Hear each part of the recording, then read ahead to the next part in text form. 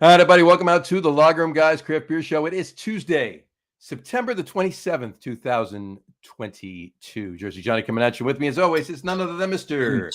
Beer Samurai. How are you, Mr. Samurai? Eating. No shit. So I'm hungry. All right. What are you eating? Homemade corned beef hash. Carrie boiled the corned beef for me last night and some potatoes. Cooked that up with some, diced that all up, put it in some onions. Got it nice and crispy the way corned beef hash should be. I mean, that's pretty good. Why are you eating corned beef hash? It's National Corned Beef Hash Day, John. Happy National Corned Beef Hash Day. Anytime I'll be with you in a minute. Yeah, you enjoy that. I'll tell a quick little story, and it's not corned beef hash; it's corned beef. Right? Years ago, there was this lunch truck. Back in the day, you called it a roach coach, right? But lunch truck, right? I was outside of nearby a place that I visited work-wise, and I'd pick up, a soup or a burger or a sandwich or something. But anytime he did corned beef, he spelt it CORN space beef. So it was corned beef, not corned beef. So, and nobody ever told him. It just went on and on and on. That was it. That was is what it is. But I just thought it was funny. All right, story got you through eating your corned beef. No, I still got some more. I just need something to wash it down with. So what do you think you're going to wash it down with? That'll go with it. Oh, very nice lager. I think that'll go with it. I think so. So okay. I got poured in the appropriate glassware. Very nice glass. I appreciate that. Very, very cool. So I had two of these. I broke one. You had two and broke one. That sucks. Well, I'll have to get you some more. Yeah, but you'll have to appropriate another one or two or five. Appropriate. There you go. I straight up stole the fucking thing from Clover. No, they were giving them away. They were giving them away. They're giving them away. Chuck Aaron said beer. So. Wow. Beer. That man is one of the wisest human beings I've met. He is so eloquent. You know what? So well spoken. Seriously. I don't know why more colleges don't ask him to do their commencement speeches. And this is not sarcasm. That's absolutely true. It's actually what true. He said. It really is true. But it seems like we're making fun because he just came out with one word. But one word, right? He actually is quite eloquent. The word is very profound, though. I mean, when you come right down to it. It is one of the most profound. I see a trend. All right. Doug Smith said beer. There you go. And of course, he's got the Patriots. Doug is a man of few words. Doug is a man of few words. No, that's actually kind of a lie. No, it's not. Not even close. All right. Anyway, so how are you today, Mr. Samurai? Like I said, work's crazy. I'm starving. Need a beer. Probably need a shot at some point. That's always an interesting and good thing. I'm happy. It's Tuesday night, and I'm happy it's Tuesday night as well. And it's not only National Corned Beef Hash Day today. What is it, John? It's also National Chocolate Milk Day. Oh, I don't have any chocolate milk. Well, we were talking about chocolate milk with Alacron before. We were. I just gave away who the guest is. You might as well just pull them in. This is probably true. Yeah. Well, unless anybody doesn't know who Alacron is. Well, that'd be Tony Drewry. We got to bring him in. Exactly. We should bring him in at this point. Well, I just wanted to say one thing. I thought you were going to actually pull out a chocolate milk and wash down your corned beef hash with chocolate milk. No, that's kind of which would have been kind of disgusting, but yeah, that doesn't quite work. Yeah. No, this works a hell of a lot better. Absolutely, I agree. All right. Well, on that note, let's bring our guest on for this evening. Please welcome to the show, Mr. Antonio Alacron, Tony Drewry. Sir, cheers, Tony. How are you, boys? Hey, happy anniversary. Thank you very much. Thank you very much. We didn't mention that even yet. We were waiting for you to come on. Just want to put this up there. Tony Drewry, Beeritual Advisor, and he's also El Capitan at Terlingua Adventure Beer Company in Terlingua, Texas. There you go. We're going to talk more about all of that. We got a lot of stuff to talk about tonight. We got a lot of stuff to talk about tonight, but it is indeed our second anniversary. So tomorrow is, right? Well, tomorrow. Well, it's our second anniversary show. Yes. Right. Tomorrow is indeed our second anniversary. And for that, there's a couple things going on tomorrow. Well, of course, tomorrow is National Drink Beer Day. So we're saying it a day ahead, but happy National Drink Beer Day. Eve. Yes, National Drink Beer Day, Eve. Now, anybody who knows me knows that I keep a calendar of all these special events commemorations, all the stupid stuff and wonderful stuff that's out there. So that's why we do this, is because I started mentioning this on the show. It just became part of the way we introduced the show. This is true. So for September of next year, there will be a new entry onto the calendar, because each day has 6 entries.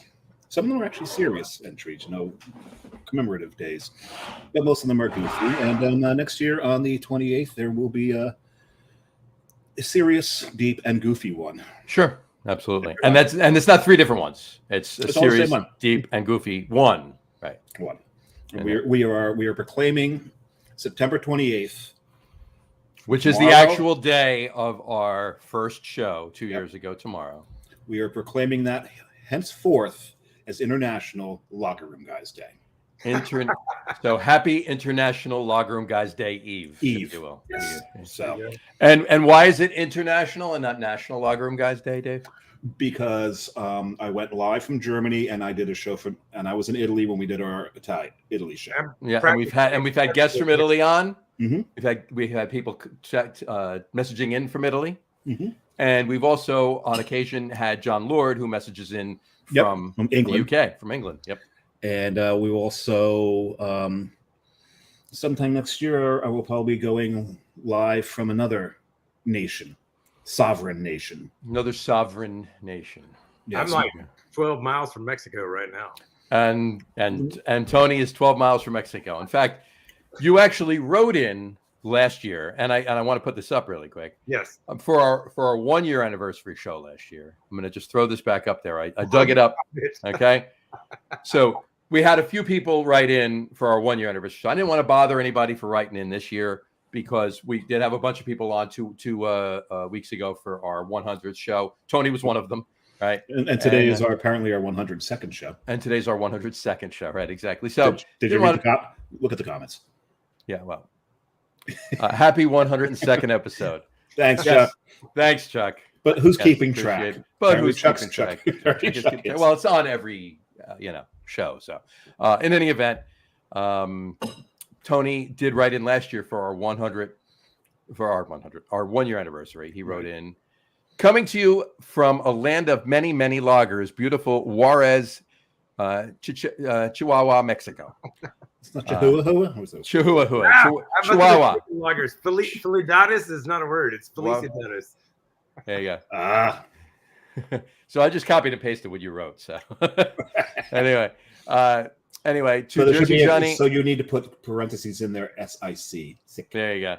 Yes. To Jersey Johnny and the Beer Samurai on the first great year of Lager Room, which was last year. When he was on the show, he had much fun talking about beer. Hadn't had that much fun in a long time talking about beer, and learn a little something each time he tunes in. Thank you for putting it out there for all of us. And here's to many, many more. Thank you very much, Tony. But my point is, he wrote this in from Juarez, Mexico. So there you go. So again, another international. Yes. There you go. And I'm thinking next year at some point sneaking over across the border into Canada, and that'll be another international show. Would be lovely to do a show from, let's see, one of Johnny's favorite breweries. Yeah, you're not going there without me, though. I've already been there without you, so. No, I know you're not going there again on the show without me. How's that? Hell, I am. No, on the show. Oh, on the show. On the show. Oh, I'll go straight. You can go there all you want. I don't care. I'm saying on the show. Anyway, I'm going to pour my first beer because I'm a little thirsty, boys. So I started working on mine already. You got it. What are you drinking? What are you drinking there? I had to get this one out of the way. I'm really this thing. What do we got there? Ocho, punto, cinco, mal. Say that again. Last one. Malt Liquor.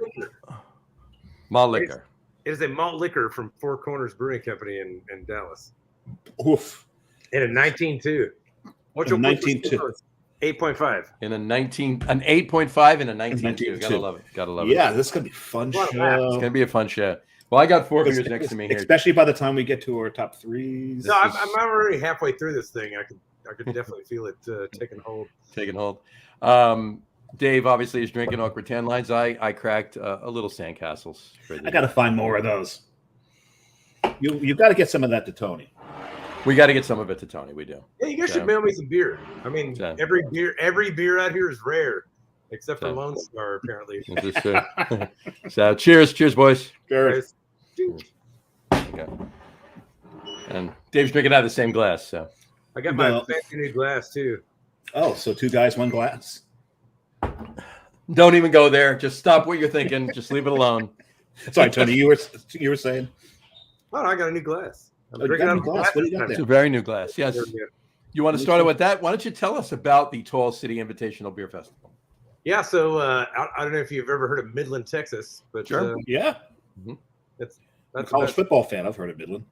That's about all there is to say about Midland. That there is one.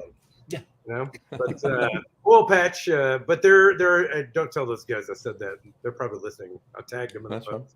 But I don't know. If you're not from Midland, you don't love Midland. And but there's a couple of good breweries there now in Midland, and they actually put together the very first West Texas beer festival put on by a brewery. So they had breweries from all over West Texas, all over Texas come out, and man, it was a really well-run event. They had a VIP section for the vendors. So I was there with the Brick Vault Brewery out of Marathon, and all the breweries could go hang out in the walk-in. And they had tables set up with snacks and beers and drinks and all kinds of things. It was a great show, man. Good time. And you were there with the Brick Vault Brewing? Yeah, Brick Vault Brewing is this being Brick Vault?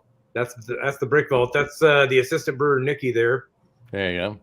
And the head brewer Amy is one of the other photos I sent you. Oh, one of the beers' name is Terlingua, huh? Well, at Tall City, yes. Trying to find the other picture. No, at Brick Vault behind above her head, it says Terlingua. Oh yeah, they've got a Terlingua Sunrise there too. Yes. There you go. There you go. So we'll go through the pictures in a short time. You can hit that back up. But anyway, go ahead. Brick Vault is probably the most remote and tiniest brewery in Texas. They brew on a 1-barrel system commercially. Really? Yeah. They're about to upgrade to a 3-barrel, but they're further away from any other brewery. They're way out in the middle of nowhere. They're really the only brewery in far west Texas until you get to El Paso. Yeah. No. That's great. So 1-barrel. We've actually had a 1-barrel brewery on the show before.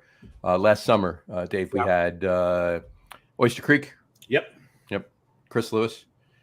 It was on from Oyster Creek, and that's in Waretown, New Jersey. Can you really get oysters out of that creek? No, not at all. There's actually a nuclear power plant on Oyster Creek. You probably could get oysters out of them at one point. If you do pull oysters out of it, they're more than likely to pull you back in. That's fair. Because they probably have arms and legs at this point and a couple of eyes. You know, there's a river that runs through San Angelo, Texas, that has an oyster that lives in there that makes a special kind of pearl that you can only get right there. Wow. Really? A concho pearl on the Concho River. Yeah. Concho pearl. Interesting. Very interesting. And I used to be in the pearl business. Never heard of a concho pearl? They're pretty rare. I've not heard of that one. No. Yeah. You used to be in the pearl business?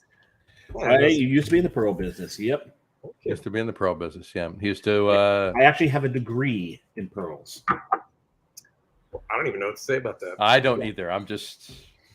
Okay. I don't even know the thing. I got a diploma in pearls. It's diploma in pearls. I've got a degree in plumbing and wilderness first aid. So are you? And fixing broken down beer buses. So many things I could say, but I'm not going to say them. So leave it alone. We'll save it for the end of the show. Mm-hmm.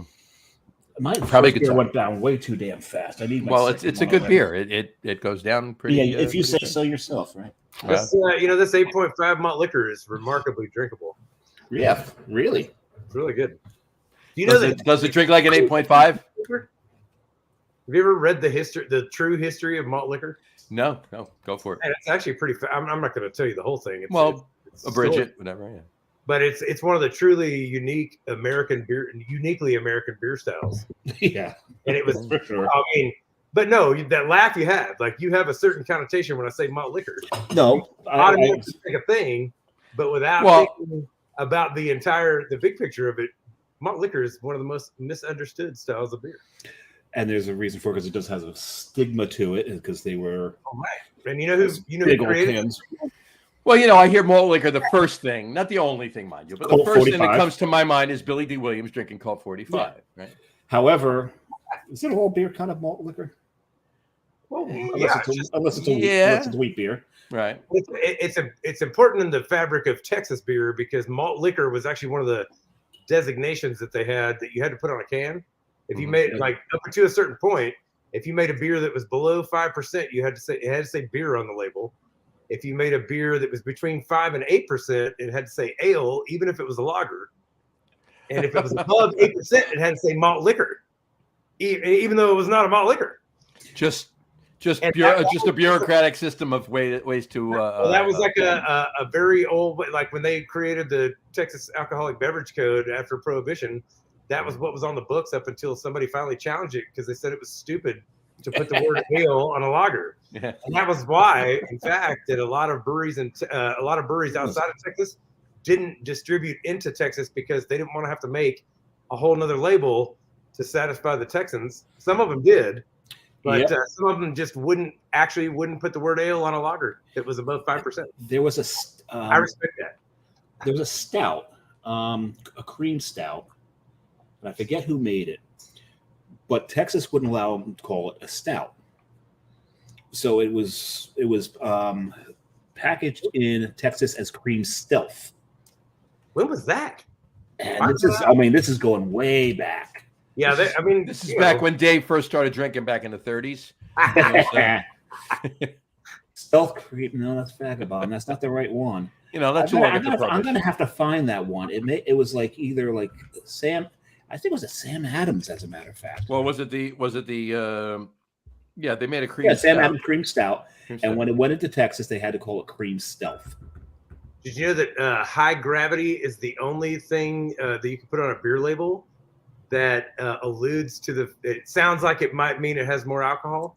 You say high gravity, but the only reason you're legally allowed to do so is because it's actually a technical brewing term. Okay. Really interesting. You can't say like a beer will get you drunk. I mean, on a label, there's a lot of restrictions. Sure. But you could say high gravity, and that has a good, has a connotation, whether you know what that means or not.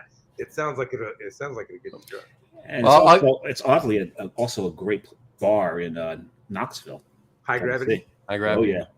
I got one for you. Talking about label restrictions. Let's just really quick. New England IPA, right? On a label, federally, on a label, you cannot. And these are labels that need federal approval because you're going to distribute them, right? If you're just labeling something and you're selling across state lines. Yeah. No. Even in your own state, if you're putting a barcode on it and distributing it outside of a brewery, right? It needs to pass these. It needs to pass the federal approval, right? System. Right. It's the Alcohol and Tobacco Tax and Trade Bureau, the TTB, right? So anyway, but the whatchamacallit. So you can't say New England IPA. You have to say New England style IPA, because unless you are brewing it in New England, then you guys have a denomination of origin. Is that what you're telling me? Yeah, because it's not if you brew it, like say in New Jersey, right? You're brewing a New England IPA. You have to say New England style IPA on the label because New Jersey's not in New England. Is that why Augie calls some of his beer Jersey IPAs? New Jersey or East Coast. East Coast IPA, because New Jersey's on the East Coast, so you can get away with that, right? Or New Jersey IPA. Anyway, but the funny thing is, I'm going somewhere with this. Vienna lagers, okay? Right. The TTB wants you to say Vienna style lager because the beer isn't brewed in Vienna. It's not a Vienna lager because it's from Vienna. It's a Vienna lager because it uses Vienna malt. More stupid shit from after Prohibition that just continued on and on and on. Yeah. Somebody actually made a rule about that, you know? Well, see, I'm actually drinking a German style Pilsner. Look at that. Yeah. German style Pilsner. Well, you can't put German Pilsner because it was not brewed in Germany. Right. It was not brewed in Germany. Now, this is a German word. Guess what it translates to, John? I'm going to say that it translates to whip. Very good. All right. Wow. You already told him that. No. This is what this brewery does anytime they make a... Can you pronounce that word? Pieczke. That does not sound right. I think it's Pieczke. Peach. Well, I mean, the way you finished it, it was definitely Italian in there, but Yeah, you got to finish it with the vowel, right? Yeah. But no, there's no E. It's just pitch. That's just peachy. It's peachy. It's peachy. I'm gonna go with peachy. There you go. No, they've got a beer that they like to make called Whip. It's an American Pilsner. And anytime they do a variant on it, that is from another country, an Italian Pilsner, of another Pilsner, country, then all they do is translate the word whip into that language. And that's good. That's the name I of like it.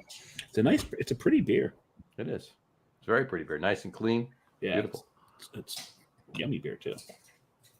Very nice. Very nice. So, Tony, go back to the Tall City Invitational beer festival. So was it just a Texas breweries only? There were a couple New Mexico breweries, but when you consider far west Texas, New Mexico is close enough. Fair enough. We're all we're all out here. We're not wait. What do they say? We're all out here because we're not all there. We're all out here because we're not all there. I like that.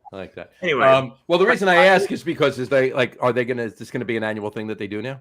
I think so, and I've done a lot of beer festivals, a lot, and this was the first time Amy, the head brewer at Brick Vault, had gotten to take any of the beer she's made as the brewer to a beer festival. So she was a little nervous, and I'm like, come on, you've never been to a beer fest like this. It's gonna be okay. Nice. And, but I was really impressed with the level of hospitality, and they had their shit together, and it was a really good fest. There was a couple of old timers I knew from the business, the guy Todd Ewing from Odell. I mean, that guy's been in the business as long as anybody. He's been the Texas Odell rep, and so Odell was there. But outside of that, it was Texas and New Mexico. Sure. Had a gang from Jester King there, and nice. There's a lot more breweries in far west Texas than I had, I imagined. So I was really impressed with all the beer I drank and the crowd that showed up. There's a lot of people really into it. I didn't think they had it in them. Well, I was thinking at some point in the future, and they expand on it a little bit more and more. Might they invite, it's an invitational, right? Might they invite a brewery from, I don't know, like say New Jersey? Yeah, I think Wall Township, New Jersey, somewhere in there. I know a guy out there, so you could probably get him. Oh, that'd be cool. Like I've actually throughout the years, I've gone to some fests in San Francisco, and Nebraska Brewing used to put one on. Sure. And I took some awesome beer works up there to Nebraska, and rep them up there, and they're never going to sell in Nebraska. Right. But I like doing that. Gives you guys you guys come out and have a little West Texas fun. I won't make you stay in Midland though. It's too expensive. Man, you're right in the middle of the oil patch. You can't get a hotel in that town for less than $450. Really? I mean, even the cheap ones. That's the shitty. That's like the red carpet motel is like $450 a night. Right. Lovely. They go up from there. So. Lovely. So like a Hilton's like what, $1,200 an hour? Yeah. That town's got a spaceport, like it's a big deal. Yeah. Spaceport. Is that where they're? I think Space it's where Force is based on the shuttle in and out a couple times on the plane, and Midland, Texas. Yeah, there's a sign when you're driving down the highway, the interstate. It says Midland Air and Spaceport. It's just kind of funny to me every time. Spaceport. Yeah. Well, never mind. That's fine. It's a good place to wear your space pack. Hey, they landed a spacecraft on an asteroid yesterday to bump it. Oh, they crashed. No, they crashed into the thing. Yeah, they crashed into it. I was watching that. That was amazing. The thing. I watched it too, man. That was and last night on the same night after watching that thing crash into the asteroid, Jupiter was closer than it's been in 80 years and won't be this close again for another 100 and something years. Yeah. Now my question. They're shooting photos of the planets last night. So my question was on that satellite that they crashed into the asteroid. Was Bruce Willis and Ben Affleck involved in that at all? They were not. No. They were not. No, I'm pretty sure it was one of them that wrote it. Just driving right in it. Wild to watch. It was really cool because as I was approaching it, to me, it kind of looked a little bit like a prickly pear. Yeah. And then they got really. I love what you just said, like a prickly pear. It was the other one that looked like the avocado, then a potato. But it was a prickly pear, and then when it got really close, it looked like a Ferrero Rocher.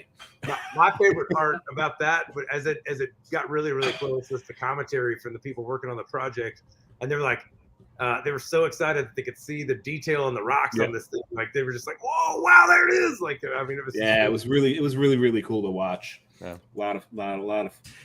You got to think about it. This thing is like millions and millions of miles away, and we shot something at it, and we taught the thing to guide itself into the asteroid. Mhm. Like It was pinpoint programmed. precision. Yeah, it took over. And they Well, knew what time it was going to be. Right. Well, it's like that meme, and I agree with it 100%. It's like NASA can communicate with a satellite 450 billion light years away, but I lose my Wi-Fi in my living room. Right. Well, that's why I was laughing too. Like, dude, I'm watching it live. You know, like Right. I mean, there's definitely a delay. Oh yeah, it happened like a week ago. No. There's actually no. They said the delay was 38 seconds. Is that what it was? 38-second delay. That's pretty It was damn good. almost From live. That was the data. The data stream was 38 seconds live. The video stream was about 40-something seconds behind. That's not bad. That's still Not bad at amazing. all. I mean, think It's about amazing. that. You know? It's absolutely. Right. You think about sound like you sit on the other side of a stadium from somewhere. Like somebody bangs a drum on the other side of a stadium. It takes a second for it to get to you. Yeah. Right. And it was 36, 38, 39 seconds from how far away? 150,000 miles away or something like that? Oh, I think we're talking millions of miles. Oh, millions of miles away. When it hit the satellite, when the satellite hit the asteroid, it was going 4 miles a second. 14,000 miles per hour, I think. Yeah. They said. Which is insane. 14,000 miles an hour when it hit. And it honed in on it and slammed right into It it. doesn't sound that fast though for space. You know. All right. But the thing is, if it worked, So it didn't quite get to warp speed at that point. No, not quite the warp Yeah. speed. They didn't engage in the nacelles or anything. It was actually ludicrous speed, actually. yeah, Spaceballs reference, nice. But the thing is, what's interesting is if they can verify that they changed this thing's orbit and trajectory, it'll be the first time humans have ever changed the trajectory of a celestial object. Fair enough. Yeah. And we've never even tried before. So first Nope. time. They Success. succeeded the That's first time. Of the pretty damn good. And this is the first time the NASA's actually crashed on purpose. How much did they say how much that thing cost? Oh, I'm sure they're never going to tell us. Mhm. Why? You spent how much to slam into an asteroid? How much did we spend? Hey, how much do you think the military spends blowing shit up? You know, all the time. Yeah. I don't know. I just wish they'd let me blow some shit up. I like blowing shit up. Hey, come out to the desert, man. We'll blow some shit up. There you go. And not just the toilet and the Chili's. No, not that. I'm not doing that with you. At any rate, Yeah, there's a game involved there, but I don't even want to mention it. Anyway, so what else have you been up to, Alacron? let's talk about the Terlingua Adventure Beer Company. Talk about that. There we go. That's What's the going on with that? Let's put the we get the logo right here. Let's. Yeah, you said that. It's like what's going on? Is this like a tour thing? Is it a club? Is it a brewery? What are you doing? It just is. It just is. It's been just a thing. is. Okay, so this is just basically sitting and drinking with Tony. It started out as a joke a long time ago, and the joke has kept going. But we have been, effective. We're just not a business, I mean, you come out here, there's adventure and beer, and we'll take you along your way. And there's a lot that goes into it, but it's nothing that's advertised. It almost became a bar once. A guy has a building out here, and he knew I had an idea, and he needed somebody with an idea, and he turned out to be really hard to work with, and so it never became a thing. But now somebody else is opening up a bar in that building, and but anyway, I put that up there because I'm about to start doing Jeep tours again. There you go. A buddy of mine has had a Jeep rental business out here, and he just got all the insurance and permits necessary to start doing tours through the park and around Terlingua. So if you know anybody that's coming this way and you want to learn some fun, interesting knowledge about this area and drink some good beer when we're done, I'm your guy. Shameless plug. Oh yeah. There we go. Terlingua Adventure Beer Company exists, but it's not in a physical building or space. But it does have a Google listing that says it's permanently closed. It does. Why is that? Google got to well, it. I got the Google listing because we actually almost opened it up in a bar, and then when things didn't work out, like I just moved the pin to my house, and people would come by, once a week, and they would be like, "Is this a brewery?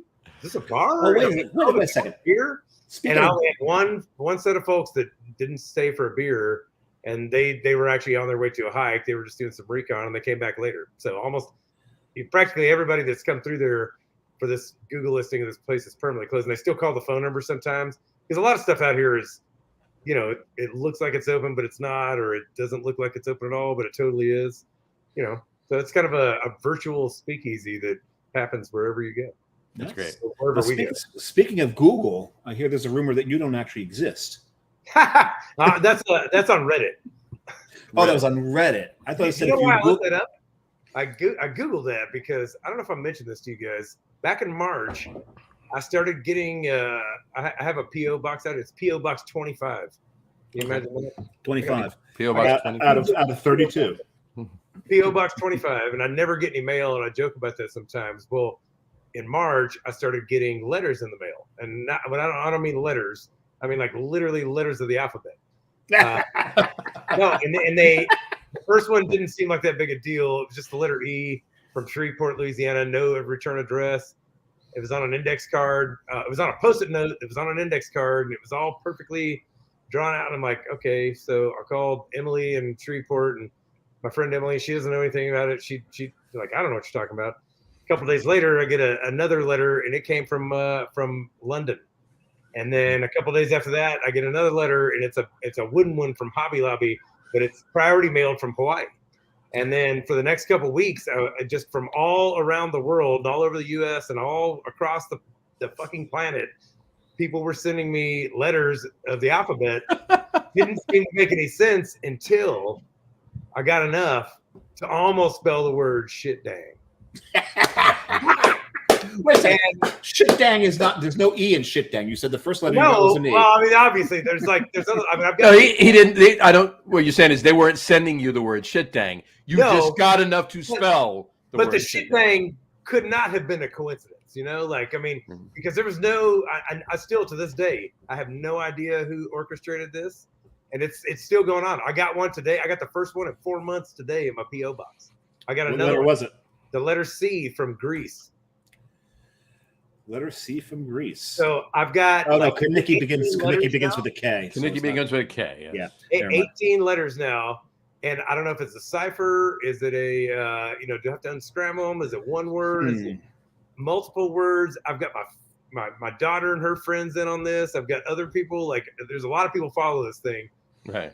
It's fucking nuts, man. One of the letters came. I opened it up in my truck.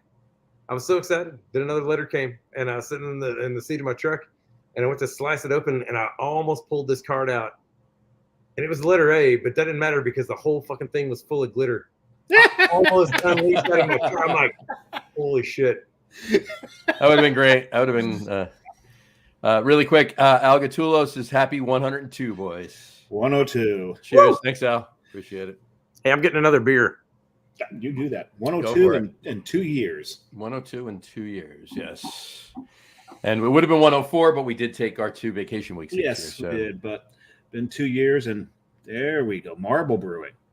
Marble Brewing Fog. Desert Fog. Desert Fog. Easy. Desert Fog. Do you guys know Marble Brewery? I'm not. They won Brewery of the Year a couple times. They've won some real good, nice medals for the beers they make. They're one of the best breweries, and if not, top 2 or 3 in New Mexico, in my opinion. Very nice. New Mexico. New Mexican brewery. They're out of Albuquerque. Albuquerque, did you take a left turn to get there? I did take a left turn because I came from the east and went north and then took a left turn. You took a left, went up, and then, left. So he listened to I think Bugs was like a little further north coming down. Just a little further north. The back east. Actually, no, he was in the south, wasn't he, at the time? Because they wound up, and there was like an antebellum mansion behind them when they popped out of the rabbit I hole. believe you're right. Yeah. Right. Yeah. So they were down south. I'm not sure where, but they were down south. Yeah. They were down south somewhere. Or, Dave, you know how to spell Albuquerque on the fly? Albuquerque. He has it written above his head there. No, I'm kidding. No. See, there's a joke about Albuquerque. So my daughter, before she was speaking, we were out in Arizona. I was trying. That was correct, by the way. I know. But not you. I was letting everybody else see. Yeah. I was trying to get her first word to be Albuquerque. Of course. So she never really got Albuquerque. Not dad or mom. No, her first word actually was daddy. But she could never say the word hospital like most young children. She'd say hospital, right? Sure. However, thanks to her 2 older brothers, she could say zombie apocalypse perfectly. So what I did to try to teach her how to say these things was I taught her that because she was the 2 of them terrorized her, had her terrified of zombies. So to keep her less terrified, I told her that the dog was a zombie killing dog, and that also the zombie apocalypse was going to happen far, far away at the hospital in Albuquerque. So after that, she could say hospital and Albuquerque properly. Now, one of these days, I want to go to Albuquerque, pay someone to dress up as a zombie. A couple people to dress up as zombies, take a picture in front of the hospital with them coming at me in the background, and send it to her just to see how deep the trauma was. All right, that's fair. Fair enough. Right? You know, most people in Albuquerque, they call it burke. Quirky. It's very quirky. And most of them are zombies anyway, aren't they? It's a word that's like Burque. Burke. Berkey. Burke. Yeah. Not Berkey. Berkey. Berkey. Not Berkey. Berkey. Okay. And what is hang around there? Like nobody from Albuquerque calls it. They don't take their time to waste their time to say the whole word. Yeah, Berkey. Berkey. Well, it's like nobody in New Jersey calls it New Jersey. We all just call it Jersey. So it's actually like to drink this beer, to be able to buy this beer in Terlingua, and it's actually pretty fresh too. Like I check the date on everything I buy out here because this is where it's here to die, y'all. Beer's gonna die, yeah, right. I'm on here sometimes, but I don't think you guys realize like how far out I am. We are literally. Oh, you're far out, Tony. You are far out. Oh yeah. I'm here because I'm not all there. Far out. Yeah, exactly. Well, Albuquerque, it's like, go ahead. I'm sorry. Finish. No, I'm just saying, like we're like nobody's on their way to anything when they come to deliver stuff here. They hate coming down here because they drive down here and they have to drive all the way right back after they drop. So like we're lucky to get a lot of fresh tea here in Nevada, but and then we get a couple of beers from around Texas, Four Corners, and a handful of other ones that I can't. It's spot. Oh, and the Tall City guys hand deliver out here, but. To get Marble like this, this is one of my favorite breweries anywhere across the Southwest, and they just started selling out in West Texas. Get to hang out with my buddy Puga when he came through to drop a bunch of this off and get a few more places. So I'm really excited. Drinking Desert Fog out in the desert. Nice. I was going to say about Albuquerque, Weird Al Yankovic obviously does a lot of parody songs, right? Just songs, changes the words, whatever, but. He actually, I believe it was his Running with Scissors album. I believe it was the album back in the year like 2001, something like that. Anyway, maybe a little earlier. Anyway, he did a song called Albuquerque, and it was an original song. It was just a stupid song. I mean, more stupid than his parodies. All right, it was just that bad, but not bad, but that's beautifully bad. Beautifully bad. Writing a song lyrically that's like about the flow of a word like Albuquerque. Albuquerque, right? So a couple of songwriters I like, or just do things because they like the way the words sound. Right. So at the end of the song, the song is like 12 minutes long, right? And at the end of the song, there's a vamp, right? And he starts spelling out the word. He goes A B B. I'm sorry, A L L B B U. Q. Kirky. Stop right there. Right. That's the hard part. Kirky. So, yeah, right.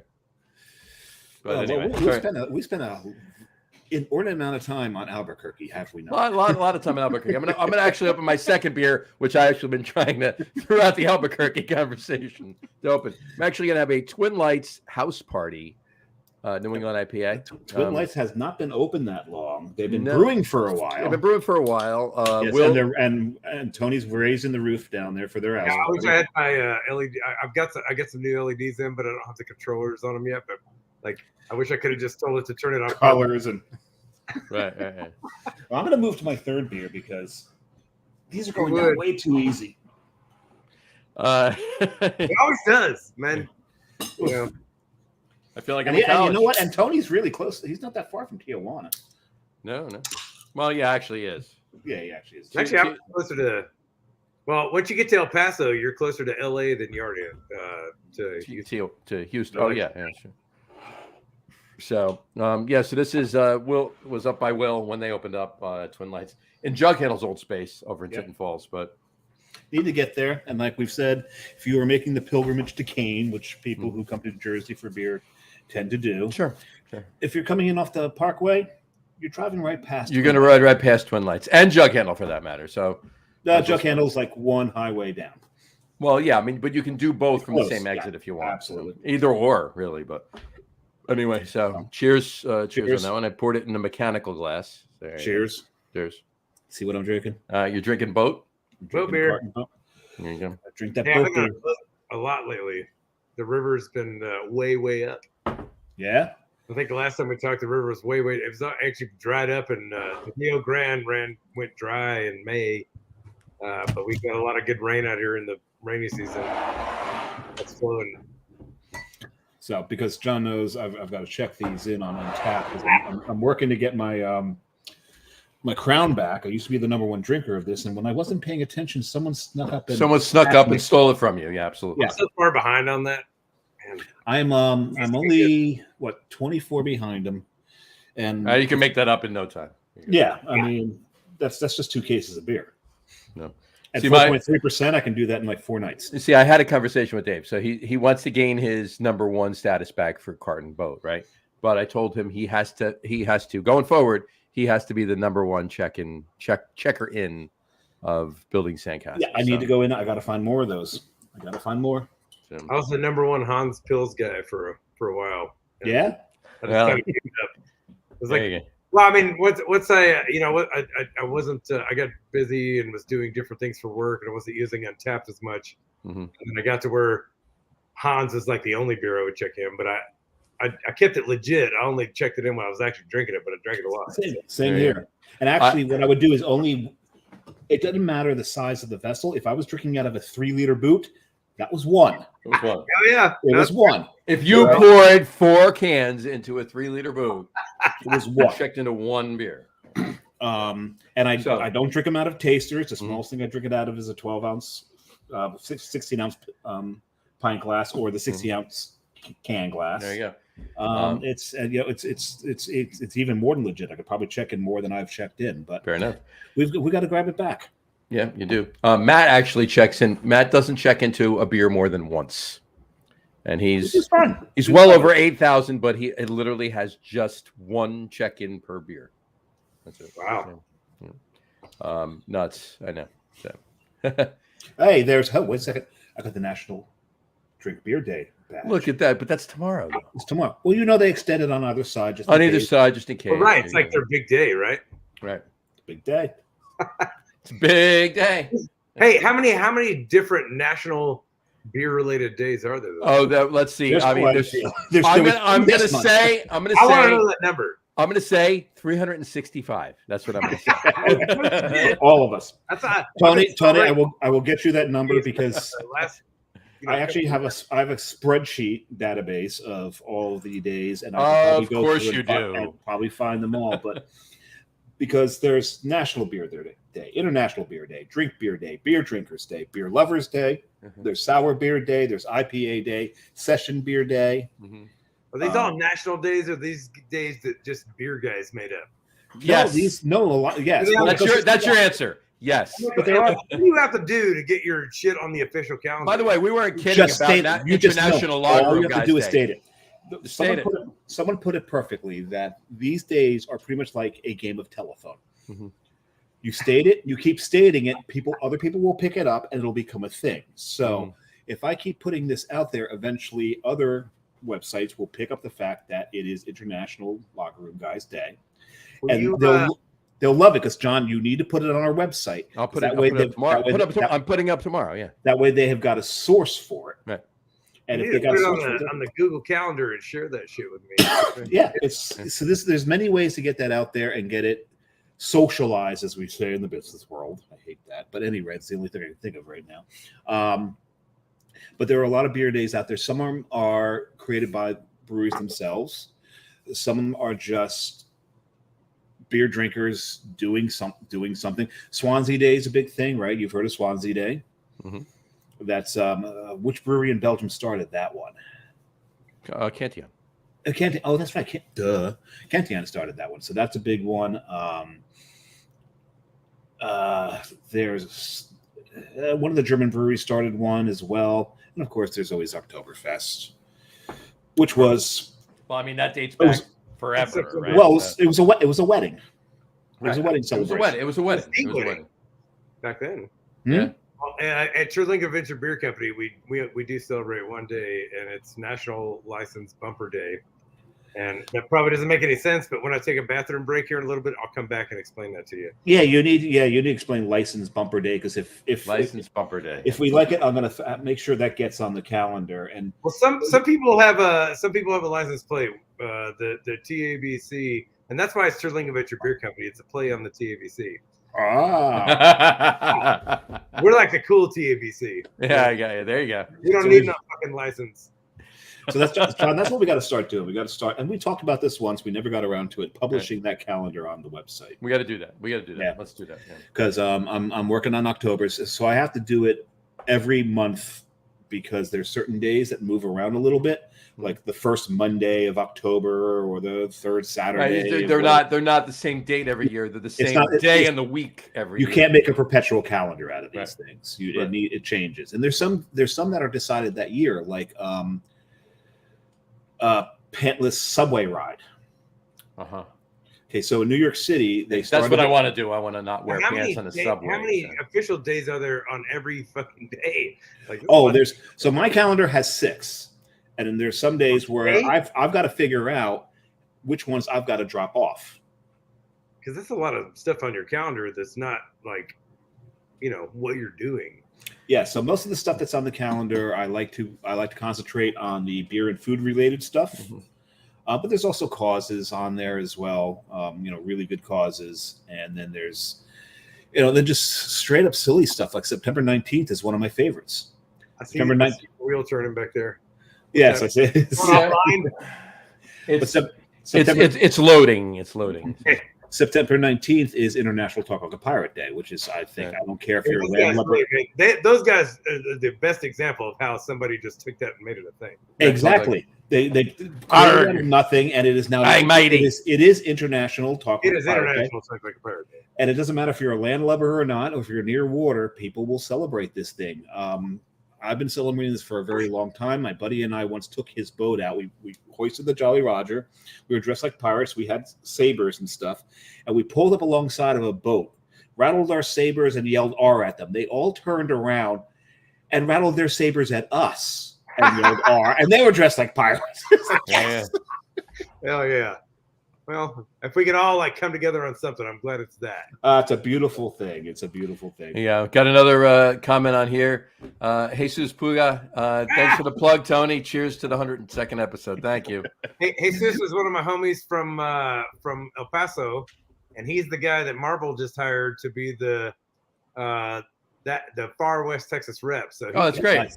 He's probably got, no offense to anybody from New Mexico, but he's got cheers, Jesus. Cheers. He's got the coolest. Congratulations, Jesus. Come hang out here, come to the Big Bend, come to Alpine, Marfa, all through. And El Paso is one of the greatest cities on earth. So, and I love what Chuck has done.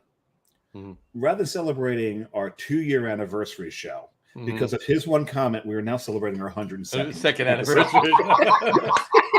Everyone's wishing us happy 102. At least you get the 2 in one way or the other. It's the 2's in there, right? There's still a 2 in there. 102, right? You can always get what you want. Exactly. Well, we did celebrate our 100th. We did celebrate our. You try sometimes, you just might get what you need. So. I thought you said you celebrated your honeymoon. You said your 100th. Okay. 100th. What was your honeymoon? Well, he might have. I don't know. If he honeymoon was that like the first show or the second show, or? And I'm not going to let a Rolling Stones reference go by unrecognized, John. Thank you. Appreciate it. Because you can't always get what you want. Some ancient philosopher that said that, and then Mick Jagger turned into some lyrics at a certain point. Right, of course. It worked, and we appreciate it. Hey, and it still works.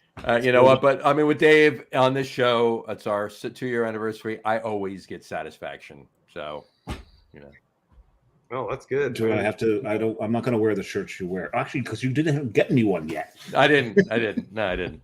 Hey, that was my father's favorite song, by the way. Was it? Oh, there you go. Cheers. I thought about this today. You know, like every time I've done the show, I've had to put a shirt on to get on the internet with you guys. I'd never wear a shirt out here because it's just like it's a great place to stay shirtless. But I figured like most of the people that are watching the show are probably beer dudes, and they're like, "Who the fuck is this guy?" Like, no. They know John and I well enough, and some of our other friends, and there's a bunch of our other friends where people are like, "Who the fuck is this guy?"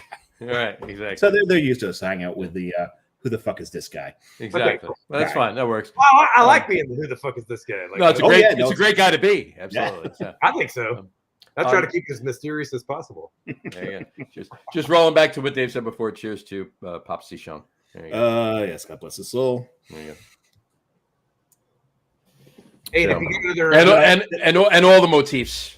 Did I ever send you the video, John? I got to send you the video. You didn't send me the video. No. Show we were on. Yeah, I got to. Yeah, no, you didn't. You didn't send me that video. If you got another twist in you, we lost a really an integral part of far west Texas. A guy named Harry just passed away. He ran a bar called Harry Stanaha for a long time in Alpine. He was the Alpine welcoming committee, and but he also owned he operated a brewery called Edelweiss. He was a German brewmaster, Harry Moyes. He passed away in the last 2 months. He was a stalwart of the origins of what is now Texas beer, and we lost him too. So, drink for Harry. Yes, drink for Harry. To Harry. Cheers to Harry. Watching. Cheers, Harry. He'd be sad I was drinking a hazy IPA, but you know. Right. Yeah. Hey, but I'd catch him drinking a Coors Light. So. There you go. 6-1. There you go. All right. Pot kettle. Okay. Yeah, exactly. Yes. Hi, Pot. This is Tony. What else is going on out there? Yeah. Hey, what else have you been up to? The river's up, so I've been like I haven't gone on the river. I'm a paddler from way back. I love. I've seen images of your. I love floating the river craft. But I have been busy shooting photos because the weather's been so nice and things are happening out here. I can put some of them up if you want me to put them up right now. Yeah. They're beautiful. Not just the river, but like we had a great rainy season. That this place it looks like Ireland right now. We're out in the high desert and it's green. But it's green as shit, dude. I mean, there's pictures I've taken. Tony, if you're green as shit, you need to see it. If you're green, please see it, doctor. Green is all get out, if you will. I'm just gonna put these up, and they're no particular order. Some of them are landscapes, some of them are people. So we'll just we'll talk to them. I've been shooting a lot the last couple months because there's that rainbow. Yes, that's Tool Mountain right there. I can see that from my house, but that's actually from just about the entrance to the park. Anybody listening to the audio portion of this, if you want to see these pictures, tune in. Just go over to either the YouTube channel or Facebook to this show and start watching about 53 minutes and 30 seconds. And you can see these pictures. So go ahead. Anyway, Tony, go ahead.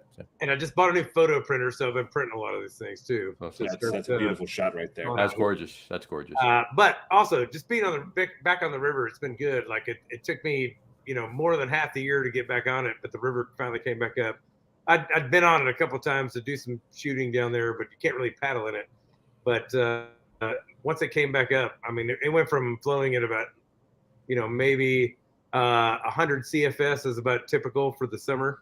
Mm-hmm. And think about 100 basketballs per second flowing, rolling by a place. That's cubic feet per second. Cubic feet per second. Yep. So 100 CFS in the early part of the summer. When it started raining, it began to flow at 10,000. Oh. And at one point, in parts of it, 50,000. Oh, wow. CFS. And so most of the water that comes through the Rio Grande at this point does not come from the headwaters up in Colorado and northern New Mexico. That it suck all that dry before it gets to halfway down to the middle of New Mexico. From irrigation, right? Yeah. Well, just everything. No, we use too much water. But most of the water that flows to the Rio Grande at this point comes from a river in Mexico called the Rio Conchos that comes through Ojinaga, Presidio area, just west of us. 70% of that water comes from there. So, like, at what point do we change the name of the Rio Grande? It's the Rio. you know. Right. But it's been way up, and everybody I know has a boat, and they just go on a trip every day, and people are hopping on and this and that, and like we throw as many beers as we can in a cooler and make it happen. And it's muddy as shit, but it's the river is a place where when you're on it, nothing else matters. And, and so the question is, do you paddle upstream first and then coast back? You have when you're putting in at that kind of level, because the river's up a little higher, so you come out and you're paddling up, so you do have to try to go a little bit upstream so you can get into the flow of the middle of the river. Right. So when you're but we're in a raft, so it's we've got one person manning the oars. It's one only one. Only one. One is running the boat on two oars. There's a couple photos of that, but well, let's put these up. Here you go. That's Sandy. Man, that's the queen of the Rio Grande up there. That's Captain Sandy Pants. Captain Sandy Pants. And you can see the mud of the river right there. Oh, yeah. Look at that. But that's, it hadn't rained out here in a long time, so it just washes off all the stale topsoil and pushes down. But along the banks, it's always that green.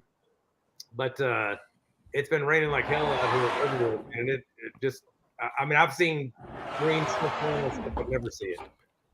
It's a beautiful time to be out here. Here's the next picture. I'll put this up. I think that was that's at Tall City. That's pretty much all the vendors. This is at the right before everything got cracking. This is before everybody got drunk. So they're all sober right there. Yeah. There you go. Well, there's that one dude does not look sober, but which one? Probably pre-gamed. Which one? Yes. There's you go to dead center, go 2 black shirts left, and there's that brightly shirted guy just over the shoulder of the guy lifting his glass up. Gotcha. Yeah, he's either a very, very happy individual or he's not. Oh, the guy right there, that's Todd Ewing from Odell Brewing Company. Okay. Now it makes sense. The one guy I picked out is the there you go. Yeah. He don't look sober there. That's a good crew. The other honorable mention from that brewing company, you see the guy with the salmon shorts? Sure. Yeah. Salmon pants. You see his right hand is pointing straight up at a guy with a beard in the back there. Yeah. That's my good buddy Chris Troutman. He is one of the founders of the Austin Beer Guide, and they the best beer publication I have ever read in my life.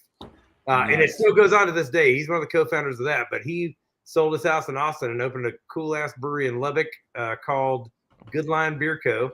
And they make some of the best lagers in Texas, man. I'm really proud of these. Oh, wow, good. He went from being a beer writer and critic to being a brewer, and he knew he couldn't fuck up because if he made a shitty beer, everybody would tell him about it. Sure. And he is making some of the best beers I've had out here, man. That's awesome. Cheers really to him. Proud of that dude. Next picture. Lubbock. Yeah, there's Eric. Jesus. Hey, that's in my backyard. It's in your backyard. Yeah, Jesus has an innie. It's come out here and I should have sent you the Photoshop version of this. I cut him out and put him in front of the Prada Marfa with a UFO sucking him up. They're gonna take him and slam him into an asteroid. There you go. Yeah, right. Hey, the mountains you can see in the background of that photo, that's the Chisos Mountains. Those are all in Big Bend National Park. They're made of cheese? The Chisos. Chisos. I heard that. You said cheese. It's the only. You heard cheese. I heard cheese. The only national park in the whole U.S. that has an entire mountain range contained within its boundaries, and that is the mountain range. Oh, I thought you were going to say the only park in the U.S. that's got a whole mountain range made of cheese. Cheese, right. Dave's getting hungry, folks. If you guys come out to visit, please bring cheese. We can get a little bit of cheese out here, but not a lot of great cheese. We'll bring cheese. Cheese and beer. Okay. Cheese on one of my favorite Belgians, Michael. When he comes to visit, he brings like $100 worth of cheese every time. Done. We'll do that. There we go. How's that? There you go. Okay. I mentioned earlier about space pants. Yeah. Space pants. I got the space pants, but my beer matched my pants, man. Yeah, I wanted to show that without I'm not trying to make you look there. I'm trying to. You're covering it up anyway. I'm covering it up, Wow, you can cover it up with a 12-ounce. You're just proud. There you go. I figured you'd pull out the 19.2 that you had before. And my arm. Hey. Have you ever seen the Saturday Night Live skit with Peter Dinklage, the space pants one? Yep. If you've not seen that, that is absolutely hilarious. Oh Look, that's standing on the side of a raft trying to balance. Really hard. That's great. Yeah, we can see the mud in the background. Yeah. All right, this is my what do we neighbor. build? My closest neighbor is a mile away. She lives on top of the plateau, and it takes about 15 minutes to get up there. And these rocks, actually, every one of these rocks, we set all these rocks that day. She's the baddest rock worker out here. That's her sitting down. Those rocks probably weigh 5 to 1,000 pounds a piece. Wow. And we rigged each one of these, and it took us all day. And this is just something, when you do like a barn raising. Barn raising, yep. It's a little bit different out in Terlingua. It's rock raising. You're rock raising. First of all, people are drinking. I'll provide some context pictures later to show you what's going on. But if you look back in the background, you can see her house. Like that's what she's living in right now. That part of the house. That's a really cool looking building right there. Mm-hmm. Those rocks have come from all over the world and from Terlingua area, and it's a lot of it's dry stuff. It's also rocked on the inside too. It's 2 layers. Yeah, it really looks like Clint Eastwood should be in there breaking the windows out, shooting at the people that are trying to kill him. Stacked rocks on the inside and out. And so it's actually one of the most insulated and bomb-proof and hurricane-proof buildings out here. But in every crack where the rocks didn't cover everything, she put smaller rocks. And every crack in between those, she put even smaller rocks. And it's all built. She started on the left side of this photo is the west-facing wall. Yeah. She built a window frame and put a single brick in there, and that's the only thing that's plumbing level in the whole deal. Built all the rocks around it. That's great. Then we got this. We saw this before. Brick vault. The brick vault used to be. Oh man, that is a thunderhead and a half, ain't it?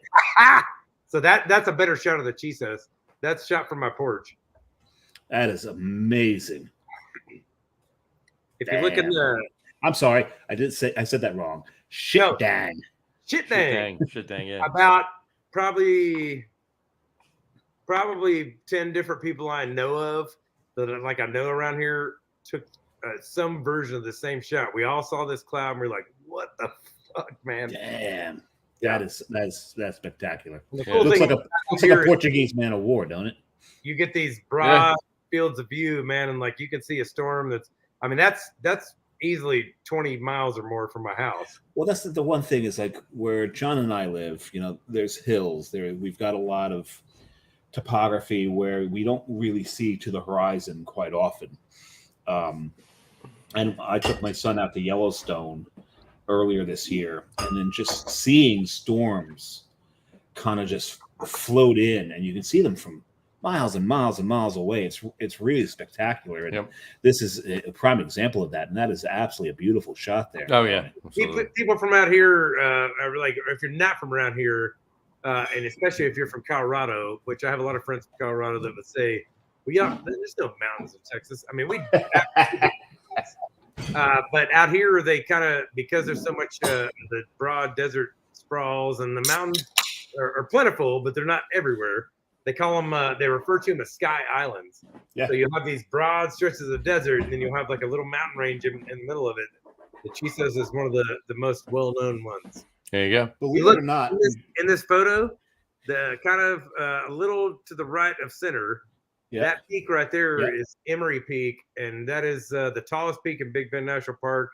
It's in the top 20 tallest peaks in Texas. And it's just under 8,000 feet. And in Terlingua, you're sitting at just under, my house is at about 2,700 feet elevation. Okay. I'm in the desert, but I'm not at sea level. I'm still almost 3,000 feet high. So that mountain is nearly in my field of view. It's almost 5,000 feet tall. If you're in Leadville, Colorado, looking at a 14er, it's less than it's about 4,000 feet tall. So right. I'm arguing that these mountains are actually taller than the Rockies in some respects. In some respects, sure. From where you start from, yes. And you can tell them I fucking said it. And a lot of people don't realize New Jersey actually does have mountains. The only problem with our mountains is they're kind of low because they're really, really old and they have been worn down through the years. So you're not going to get sharp peaks. Is it the Poconos? The Poconos are similar to that because they're across the Delaware in Pennsylvania. But they're in Pennsylvania. Okay. We're in Pennsylvania. What's the range? Is it you've got part of the Appalachians? Part of the Yeah, Appalachian, yeah. The Appalachian Trail comes actually through Western Jersey, actually. Yeah, it does. And the portion that's in Jersey is called the Kittatinny Ridge. Mm-hmm. And the Kittatinny, the I've had some Kittatinny beers from a Kittatinny. There's a brewery called Kittatinny something, right? No, there is a military weapons facility. Okay, maybe I got some military weapons. I don't know. But there's rings a bell though for some reason. But Kittatinny, the Kittatinny range, it's ancient. It's so worn down that it's really just one long ridge with every now and then a bit of a hump for a peak. So we don't have anything of too much, not a lot of high elevation in Jersey whatsoever. But there actually are mountains here. Well, up on that Emory Peak, that's the name of the tall one. When you hike up there, like I always carry something in my backpack. If I did once ice somebody up there. Like we hiked all the way to. I had this group of friends of mine from Austin. They're a couple of beer reps and some of them that used to all work at the Flying Saucer in Austin together. Those Flying Saucer. We got I told my closest, like the one that kind of booked the trip and put everything together. Before we hiked up there, I said, "Hey, you think it's cool if I ice somebody today?" She goes, "Yeah, Kayla." Like she didn't even have to think about it. So when we got to the top of the tallest peak out there in the Big Bend National Park, I was like, "Hey, you want a beer? Or like, would you like to drink a beer up here?" She's like, "Oh my God, yes!" And I pulled it out of my backpack and put it in her hand before she even realized that I've got a great photo of her down on one knee chugging a Smirnoff Ice on top of that thing. Smirnoff Ice. You iced her. And what's cool is if I had the right lens, I could take him. I could be the only guy in Terlingua taking, portraits of people from my house in Terlingua on top of that thing, or going up on the top and taking photos of the back of my house. So that's awesome. You need a telescope with the digital receiver on it. Let's look at a couple. $20,000 if anybody's got put Venmo up on the screen. There you go.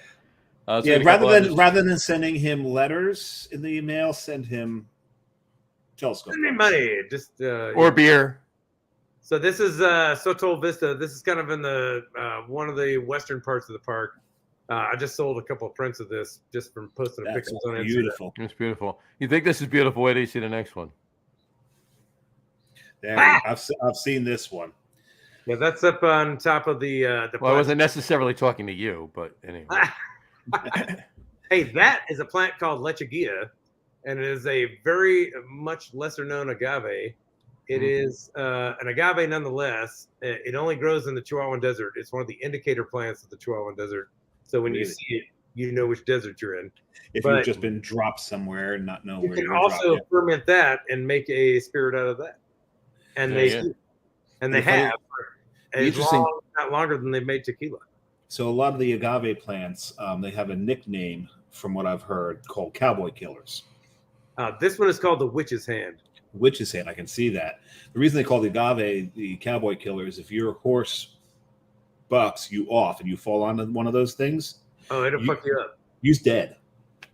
Well, because they not only poke you, I mean, like if you fall on those sharp spines, it could like cause a lot of damage, but it also leaves a little poison tip in it, and like it will continue to irritate you if you don't take care of it. Yeah, if you don't just die.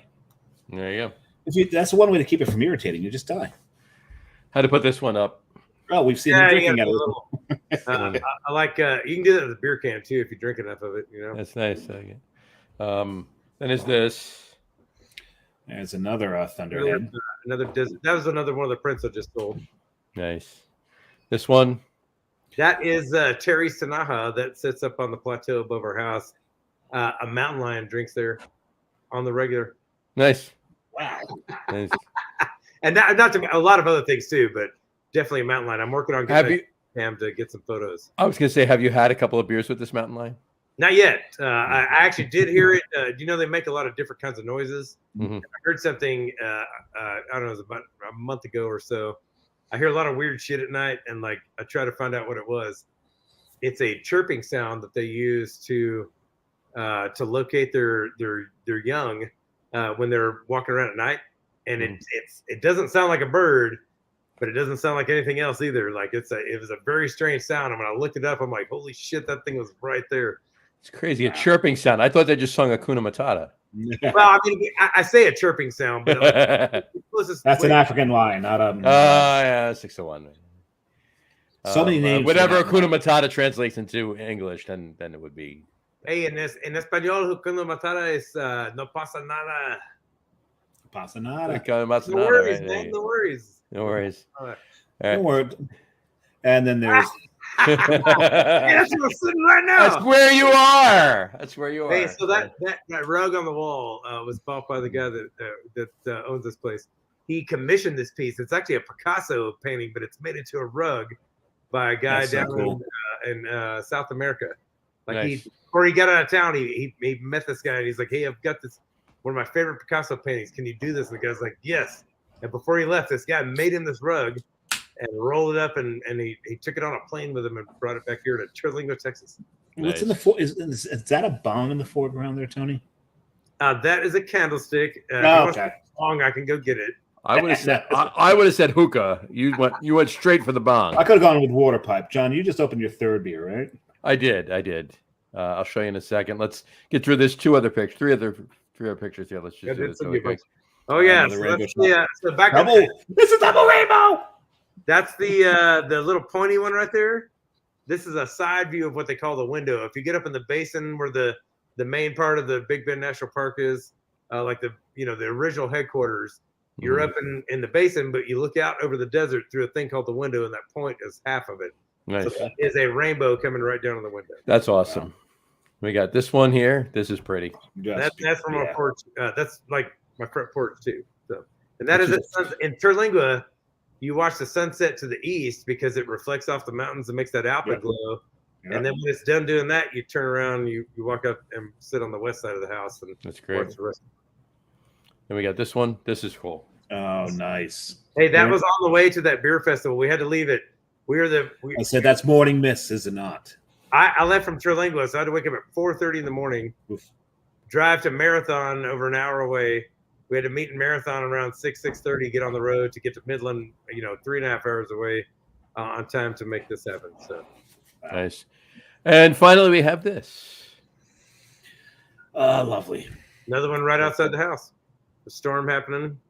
All the good Chihuahuan desert. The desert, like people think of nothing out here, man. It's the most alive place I've ever been. That's great. And then there's this one. That's the only other one we didn't show. Okay, that's Amy's the head brewer on the right. Nikki is the assistant brewer. Amy actually used to work at Big Bend Brewing when I worked there, and she learned how to brew beer from the guy who was the first brewmaster, the first legal brew pub in Texas post-prohibition. Nice. Oh, very cool. From the godfather of Texas beer, Amy learned, and she's actually made a couple of his recipes. She keeps his spirit alive. He passed away a couple of years ago from prostate cancer, which is one of the reasons we were running the beer liner, doing our thing. But Amy is probably one of the greatest Texans keeping Steve's spirit and beers alive, man. It's pretty cool. Yeah, that's awesome.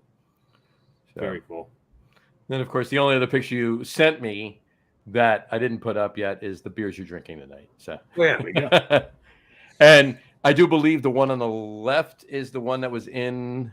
That was the one that matched my pants. This picture? There we go. that is definitely some crispy business going on right there. Yeah. Hey, the brewery liked it. And they commented on it. So. That works. Anyway. So my third beer, I just opened this. Dave's had it already. Hop Sprocket. Oh, Red Rye returning. So you got some cans of that. Some cans of Red Rye This returning. is a beer that Carton Brewing had put out years and years ago. They put out a few iterations of it. They haven't made this in, I think, about 5 years. 4 or 5, yeah. 4 or 5. Mm-hmm. And they put it out again. And it's actually smoother than they've ever made it. Is your first taste of it, Sean? I like red and I like red. Oh, very nice. Right. A lot smoother than it's been. So we got Spacely Sprockets, Hop Sprocket. Hop Sprocket. This is the new beer from the newest real ale beer. Dude, I really like these guys. They can take they'll take even the trendiest style and they'll eventually get around to it because that's what people want these days. Oh yeah. But those guys brew the most classically badass versions of even the most wild new trends. Like they'll do it, but they won't do it, just to do it. They'll like find a way to do it. They're doing it their way. That's like, it's just a fucking great beer, man. These guys can do no wrong, in my opinion. That's great. So, John, I opened a fourth, just so you know, it's not just the same one. Two of those, Okay. they're both open and empty. There you go. Everybody digs a long pour, right? Oh yeah. Oh yes, get that. Now the thing is, there's a few. I've heard a few things about doing a pour where you get that huge head, and then letting it settle, and just pouring straight down into the head itself. And what it does is it reduces a lot of the CO2 in it, which reduces a lot of gas in you. Yep. And I get that, and and the next morning it's appreciated because the next morning can be quite usable. Mm-hmm. Well, but also think about this. I mean, like it fills you up faster when you get all the gives you more room. Right. Absolutely. Absolutely. And historically, we've only drank beers at this level of carbonation for less than 100 years. Yeah. For all the thousands of years we've been drinking beer, they've been it was flat. The idea of a consistent and highly carbonated beer is a very modern thing. Sure. And most of what we know about beer has been taught to us by the trends and the push of the major beer companies. Yep. So, it has to be. I like a beer with a lot of carbonation, but like that's why a lot of people don't dig beer because it's so highly carbonated it bloats them. And so you pour it like that and decant it and let it open up. You taste more of it. You feel more of it. And I don't know. Funny story behind that. 100%. 100%. This beer is one of the more highly carbonated beers I've ever had in my life. Mm-hmm. It's really got a high carbonation level to it. And I wasn't joking around about drinking it out of a 3-liter boot. I've got a friend, and he decided he had a 3-liter boot and he had a bunch of smaller boots. So we decided to do a 3-liter boot challenge. Mm-hmm. I said, well, what are you doing it with? He says, well, we're doing it with boat beer. I'm like, well, that's insanity because you're going to try to chug 3 liters of a highly carbonated beer. You're out of your mind. Mm-hmm. And sure enough, so we did it. It took a while. It took longer than we thought it would because you've got to get all the gas out. I told him straight up, you need to belch as much as possible if you're going to try to do this. So we're doing it. His brother didn't listen to me. So at about 4 minutes in, he's in the bathroom. You can't say he's throwing up. There is foam coming out of his nose and his mouth into the toilet. As my granny would say, there's more room on the outside than there is on the inside. He proved that. There was foam coming out of everything. The funny thing is there was a friend of ours there, Doug Beauchamp, and when all the things were said and done and everyone had fell out to where they were supposed to be, he's like, I could have put money down exactly how that went. Mm-hmm. It's like Sean finishing first, Dave finishing right behind him, Sean's brother throwing up, and I can't remember the fourth guy's name, finally finishing after about 10 minutes and then passing out. Which he did. Hey, is it really throwing up though if it's only foam? That's what I said. I don't know that he actually threw up. No. It was just expelling gas and there was just foam with it. That's all. Liquidy gas coming out of his orifice. Like an entire beer full of high carbonation, and I didn't throw up, but I had a burp where some liquid came out. I didn't consider it. Like a full. That's agita. That's all that is. That's a puke belch related incident. Right. Yeah. Exactly. Yeah. It's like a Vanic style lager. It's a belch style. Whenever you see, it's a puke style belch. You watch The Simpsons. You watch Barney burp, and his lips go. Yeah. Right. That's a Barney burp. It's a Barney burp. There you go. Barney burp. All right. All right. So we mentioned agave plants before. We have. We mentioned, distilling them. I just showed you a photo of one. And Terlingua Sunrise. And Terlingua Sunrise, right? So that kind of foreshadows and leads us into tonight's top 3 list. Which is starting to scare me a little bit. Adding that Leche Guia was my subtle segue point. There you go. So tonight's top 3 list. And we're shying away from beer yet again. And it's going to be tonight's because anybody who has followed Beer Samurai on Facebook, every now and then I'll put up a samurai does not live on beer alone. Right. Because there's wonderful things to drink out there. Sure. Absolutely. We've been celebrating Bourbon Heritage Month all month. Mm-hmm. Got another 3 days. Got another 3 days. Another 3 days. I may need to go out and get another before. Did you ever get your glasses, John? No, I ordered them. They didn't come yet. Probably Okay. tomorrow. Probably Thursday. I think they're coming Thursday. Because we're gonna have to. It's a shame we didn't get it in this month. So many other things, but next to bourbon, one of my favorite spirits. Oh, you're gonna drink your tequila out of that? There you go. Very nice. Very nice. That's classic right there. That is. Anyway, guys. So out of bourbon, next to bourbon, one of your favorite spirits. Tequila. There you go. So top 3 favorite tequilas we're doing tonight. So there you go. So Tony, please kick us off. Well, my top favorite tequilas change all the time because I don't drink as much. Of course, they should.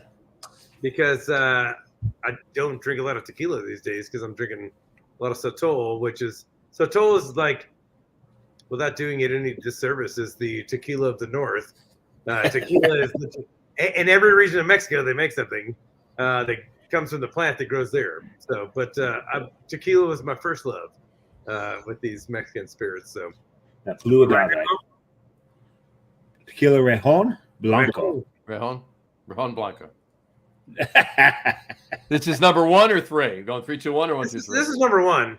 It's the only bottle of tequila I have here at the house. He loves it enough to just drink it straight out of the bottle. But I like tequila has I do have a bottle of 512 tequila, which is a company, like a bunch of gringos out of Austin that have a brand, and the tequila is made by some probably very legit dude, but it's all barrel aged, and like if you're drinking tequila, if the silver is not good, then the gold doesn't get any better. You need to start off with a good base, right? Añejos, like if the fermented juice of this agave plant does not taste good, it's not going to get any better by putting it in a barrel. Mm-hmm. That's a great point right there. Good point. That's not even a historically accurate thing to do. Like aging tequila in a barrel is totally a whiskey move. Yep. Whenever Cuervo became a big thing, and like they put a big ad campaign behind that, like they're like, hey, we got to try something new. Let's put it in a barrel. Like, like that was not something that had ever really been done. We just need to market it. I mean, you know why it's called gold, right? Because they add color to it. Yes. And so Jose Cuervo is not my favorite tequila. Oh God, no. But however, is my current favorite. It's one from a producer that I've got a little bit of connection to. So, but and as much as I really despise Jose Cuervo Gold, some of their higher end stuff is actually pretty damn good. The Familia series is pretty good, and they've got a higher end one that's actually I've had a sip of, and really wish I'd had more of it. So they can actually produce amazing tequila. Judging them on gold. No, I mean you shouldn't judge. I wouldn't say you judge them by gold, but understand what gold. Yeah. 30 plus years ago, I had plenty of Cuervo Gold. Put it this way: I don't need anymore. I don't need anymore. I'm good. You need salt and lime to get it down. Right. That's why I shouldn't be drinking tequila though, because that was the most prolific one, and it got shoved down. I'm like, hey, the gold, and like they just drank too much Cuervo at once. So I'm glad top 3 tequilas is a thing because I love tequila, and it should be more. Well, that's why we picked it, because we know you love tequila. Really? Oh man, you guys are so sweet. No, I knew damn well you love tequila. So I'm like, John. So John and I usually go back and forth as what the top 3 should be, and we didn't have to. I just sent to John top 3 tequilas. Absolutely, and that was the end of it. Wow. That was the end of it. So that's one. Give us 2 more. 2 more. Toro de Lidia. Oh, say that again. Hey, so bull of the what? De Lydia. Lydia is a person. Lydia's bull. Okay. You remember? I think we talked about this on a previous the photo of me in the shower with the tequila bottle. Yeah. We actually published a picture of him in the shower. I think so. You know what I'm talking about? I know. I know. I'm joking. I remember it. Okay. That tequila right there is funny. Like I told that story about but anyway, that's a really good. I do have a question on that picture too, but finish your story first. Okay. Rejon, Toro de Lidia, and then my third. I didn't want to like it, but a lot of my friends are into it, and it's that George Clooney stuff, the Casamigos. Really, Casamigos? I'm not a huge fan of Casamigos. I don't love it, but I don't hate it. You know, I don't but hate it either. again, Yeah. I don't drink a lot of tequila. I drink. I'm more of a mezcal and sotol. So Okay. I mean, Gotcha. I love tequila, but I've gotten way into like deeper depths of different parts of Mexico. Yeah, mezcal is kind of like the Scotch of tequila, right? It is. Well, it can be Because it's a smoky, well, earthy. it's not smoky. I not think all of it. That's that is a true. misconception. That it depends on which family made it and what they really dug in the flavor they made. Like that's what I've learned anyway. A lot of the mezcal that we get up here is that smoky stuff because the way I look at it is it's tequila for Scotch drinkers. Well, I learned from going to a couple of weeks in Oaxaca and like really doing some in-depth stuff, knowing what I know about sotol and tequila, and then going down there and meeting these guys that it's really about a family recipe. And you know, like they all use the same plants and they have a different way of getting to the similar point, but along the way over generations, some people dug the smoke flavor and some people distilled it out. If you're really expert distiller, you could take any off flavor out. You know, like you could take the burnt flavor, the smoky flavor, or anything. Pull that out, yeah, you can do that. Get it down. So at the end of the day, what I really want is like the purest form of the fermented juice of the plant they're taking it from. That's what I really dig the most. And if you can do that, and like sometimes I dig the smoke in it. Sometimes I want it to taste like if I bit this desert like an apple, that's what it would taste like, you know? So spell sotol for us. Sotol. Okay. Sotol. I think we've been through this before too. In Espanol, las vocales, todo es mismo. A, E, I, O, U. In every word, in todas las palabras, A, E, I, O. You're curious about how to pronounce a Spanish word. Remember, A, E, I, O, U. There is no U. There ain't no O. You know, A, I, E, I. Very nice. So, Very nice. John, you said you had a question about the Picture, shower picture. The shower picture with a bottle of tequila. Yes. Did you take that picture on delay or not? No, I had it on a tripod, and like, well, I did tell this story on a previous episode. I know, and I'm just bringing it up again. Okay, no. I had there were a lot of people at that house that night, but it's the house with the coolest shower. And it's not uncommon for people to come through there, and like not everybody has a great shower out here. Some people don't even have a shower, so it's a place where you can come and convene, and a lot of people do that. We happy hour there, wait for the coyotes to come by right at sunset. You know, it's a place where we chill. So I was gonna take a shower, but I came in and like I walked in the house with my shower gear, but also my tripod and my camera, and they're like, "The hell's going on?" Like, just trust me on this. I got something to work on here. And so I was in there for, you know, like I get the shower going, so it kind of gets steamy and all that. And, you know, it was a self shoot, yes, but you should see the ones that I didn't post. Good. We're good to go on that. Very good. I'm good. I posted was spicy. Holy shit, man. Hey. I had to delete some of that stuff. It was too much. Spicy. Yes. All right. Dave, your three. Well, I'm gonna start off with an honorable mention because it's what I'm drinking. It's Shocker. what's in my bar. Tres Generaciones. Hey, very good. Okay. Very good. So Tres,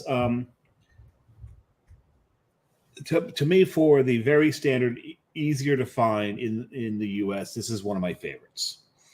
I love how smooth the añejo is. And yes, I do understand that if you're going to judge tequila, judge them by their blancos.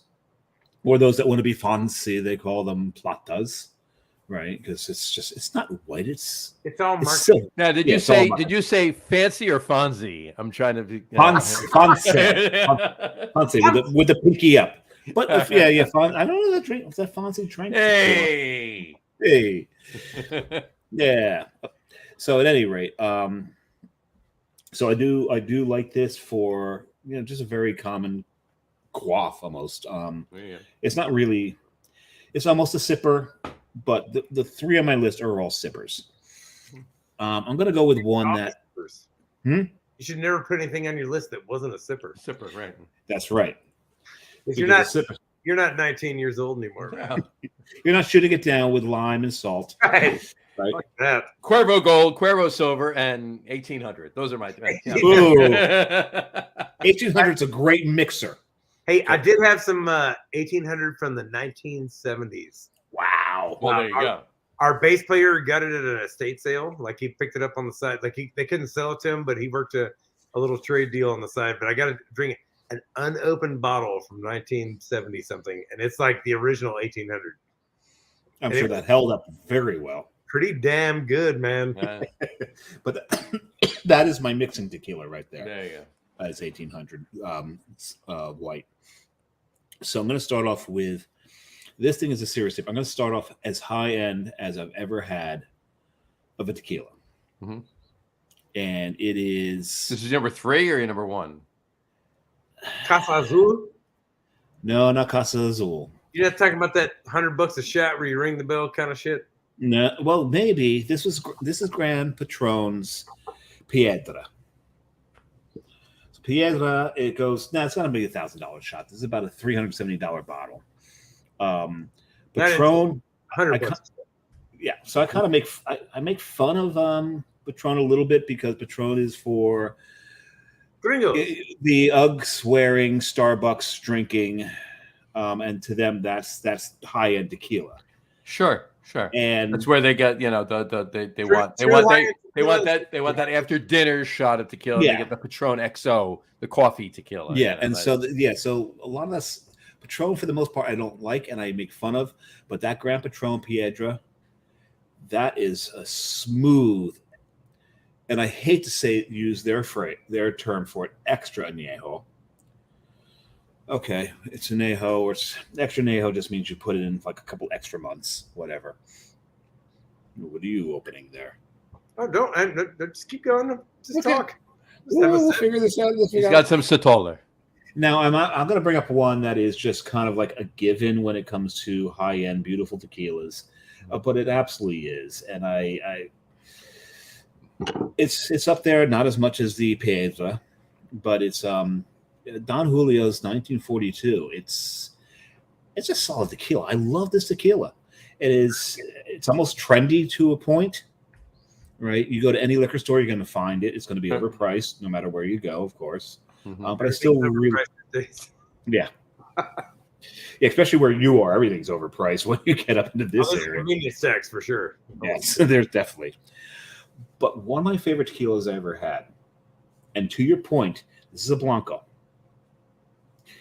and there is a label out there called Artenome, and Artenome it's a guy who is a distiller. And he calls it Artenome because, Tony, you probably know this damn well, that gnome is the distillery itself. And every distillery has a gnome. And that is the number that applies to that distillery. So anything that is distilled there at that distillery belongs to that gnome. This gnome? Not that gnome.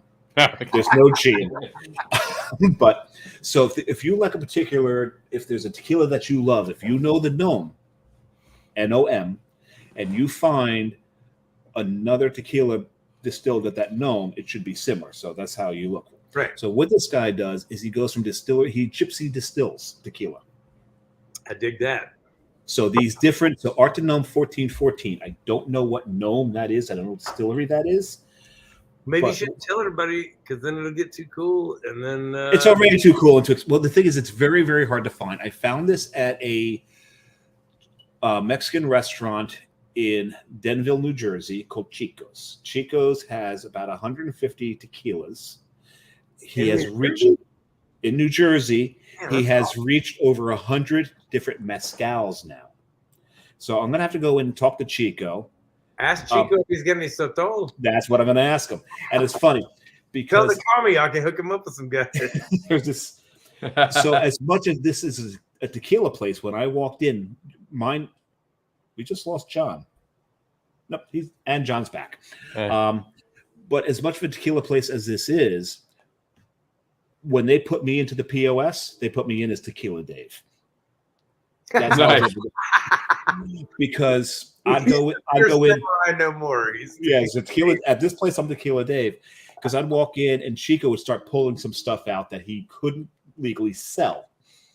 So he didn't sell it to me, but he'd pour it for me. He'd have it in the chiller. Hey, so anybody that's worth the shit running a joint like that has got some stuff that they can't sell you. Yep. And if you're getting to sip some of that, then you're finding out that this person that you're getting this stuff from is like doing their homework and doing it right.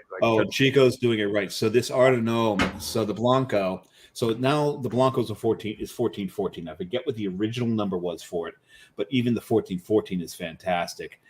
And a lot of people, there's also misconception, drain that mother. There's misconception that Blancos are clear and flavorless. Mm-hmm. Bullshit. No, if they're distilling it right, they have the flavor. They've got the most. See, I don't agree with that because I knew a girl, Sue Blanco. She was not flavorless. So I mean, not touching that. To get the flavor of kidding, there was no girl named Sue Blanco. I just had to say that. That was funny. Aging. I mean, even if you take for anybody out there named Sue Blanco, I wasn't putting put a lager in a barrel, it's going to change the flavor of what that makes. Right, you know, like it's nothing wrong with a barrel, nothing wrong with aging it for a little bit. Mm-hmm. But if you really really like agave spirits, the Puro, the Blanco, the Plata is where it's at. That's where you fall in love with the actual flavor. Right. And it's the same. And you know what? It's the same thing. It kind of refers back to like beer for a second, right? Because an IPA or any of the other adjuncted styles or anything like that, it's easy to you make your mistakes in the brewing, you can cover them up with the adjuncts or with the whatever, right, or extra dry hopping or whatever. But if you want to go to a brewery and you want to see that they brew good beer, try their Pilsner first before anything else. If they have a great Pilsner, they're brewing good beer. Done. So it's the same principle. I don't even ask them. I don't tell them anything. I just walk out. Yeah. Well, that's the whole point about a Blanco. If you've got a Blanco that is throwing a ton of agave flavor at you, there might be hints of other things in there, like a vanilla or something else, and it doesn't come off as oily, you know this distillery knows what the fuck they're doing. Sure. So seek out their other stuff. And this guy who does this Ardenome, this Gypsy Distiller, if you can find it's Artenom. Find the stuff he is doing amazing. And it's one of the few, and to your point, it's one of the few tequila distilleries where I prefer the Blanco to everything else they make. I'll tell you how talented this distiller is. Because he hasn't used a barrel to hide. Now, he does reposados, he does añejos as well, but it's the Blanco that I prefer. Yeah, I'm not. I have nothing against the reposados or añejos or anything. Oh, I love them. Experimental that they do, but like if you really truly want to, I guess for those that are trying to get the foray into the wild world of tequila in a way that they've never done, or mezcal or anything, start at the bottom and find the Puro. And before you get to, like this stuff right here. Soto. This one has Vibora. What's with Vibora? Vibora. This is the one that has this has rattlesnake venom in it. Well, of course. Of course it does. Why wouldn't it? Yeah, just so Tony enjoy. Chugging some rattlesnake venom. Oh, there you go. All right. So look, I'll give you my 3. But as I said to Dave before, the two of you have I've had plenty of tequila in my day, but I'm going back, 30 something years ago and crap tequila, right? But since then I've had my share of tequila, but it's not as much of the good stuff as the two of you have had, right? Because I kind of lean towards bourbon and gin. We're not judging you, man. No, I'm just saying for my list. I'm just saying. When I talked to him earlier, I'm like, John, you've drank what you've drank. Right. These are your 3 favorites. These are my 3. Hey, and with your experience. I tell people all the time, if you tell me your favorite things, there is no wrong answer. Right. That's correct. Exactly. So I will give you my 3. I'm actually going to give you a 4. Shocker, right? Woo! Yeah, there you go. So I'll make it an honorable mention. It was like tied for 3, but I'll make it an honorable mention because it was already mentioned already. My go-to, if I want tequila, if there's something that I want to sip on and it's at a bar that's, not known for their tequila selection, all right, it's Casamigos. It's actually good. I enjoy it. It's actually good. Right. So my number 3, and I used the Blanco. as a mixer, and I can sip on it. It's Okay. for me at the price point, amazing that it's that good, and that's Espolon. Yeah, no, Okay. hey, No, Espolon's a damn good tequila. Yeah. It's one of the best bangs for your buck. Absolutely. I can buy like a 750 out here for like probably $24, which is amazing. Yes, it's crazy. It's in the low 20s for 750. It's crazy. And please stop talking about it before the prices go up. Yeah, really. Yeah, exactly. Right. And on a side note, I've actually had, and I have a list of, I'm a geek like that, or whatever. I'll write down anything that's crazy good on a list, like bourbons, gins, any spirits or whatever. John's just a big, huge gin whore. I'm a gin whore. Yeah, I am. Yeah, but you can have most of it. I want a little bit sometimes, but all good. But the Añejo from Espolon, the reason it's actually good because Espolon's actually part of the Campari group, like that's the parent company, right? And there's Campari, and like there's a cocktail with Campari and Espolon, right? That would be disgusting. Campari. Hey, I don't know. Like, I mean, it's like I don't know if I want an Espolon Negroni. I don't know if I want that. But I might. Like, I would try that. I would try that tonight if I. You know what? That's challenge accepted because you know I like inventing cocktails. Hey, next show we do together, let's make the top 3 Espolon or top 3 tequila Negronis. Negronis, there you go. I'll have to do that. Yeah, I actually had a really good Negroni last Monday night at Taka in Asbury Park, and I know you. Yeah, there we go. Anyway, but it's actually their Añejo is actually aged 2 years in wild turkey barrels. Interesting. Which wild turkey is part of the Campari group too, so that's why. Yeah, that makes sense. It's just marketing, but it well for the. But it actually works. It actually works. There's some. It's not that bad actually. But so was that number 2 or just a? That's number 3. No. That was just the variation. But the Espolon Blanco. That's my number 3. Milagro. They're Milagro. Yeah. They're specifically, and I've had this at a couple of places in locally. Chilango in the Highlands. Okay, they're really good. There's Select Barrel Reposado. I was going to say Milagro is one of 2 of the distilleries where I prefer the Reposado over the rest. Yeah, the Reposado. Milagro and Herradura are the 2 that. Oh, Herradura, yeah, Herradura is very good. I prefer their. I have a number 4 too. Mm-hmm. Go for it. Coralejo. One of the tall, skinny blue bottles and red bottles. Mm-hmm. Yeah. I've had that at Chico's. I've actually had that. I came to know that tequila on Rio Grande river trips. We had a guy that would come with us, and that was always the tequila he would bring. And one of the reasons you bring booze on a Rio trip is because you can pour the booze into like a plastic bottle, and like even like a collapsible like a sippy cup. Well, you get a lot more bang for your buck if you.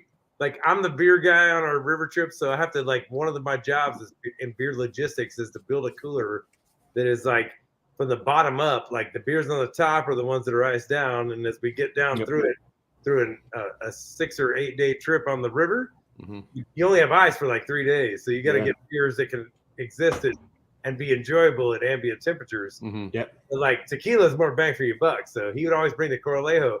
But it comes in these ridiculous bottles that are like this long, man. And like they're real tall and skinny, and I'm like, it's just the stupidest thing to take out on the river, but it's like it's so awesome too. Something to drink.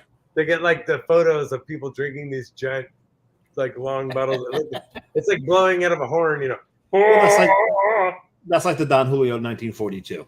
Yeah, that's a ridiculously long bottle. And I have to give a special mention for anybody that puts tequila in a bottle that's shaped like a Tommy gun or a cowboy hat. or a Jaguar. I've seen or skull. I've seen them in skulls too. No, that tequila is god awful. It's horrible. It's horrible. It's not a shout out. I'm just saying that is one of the worst tequilas I've ever had. How the hell are you going to get a bottle like that without? Well, you buy it for the skull bottle, right? And then you just dump the tequila out. Yeah, you oh my god! You got to drink that shit. You didn't earn that skull.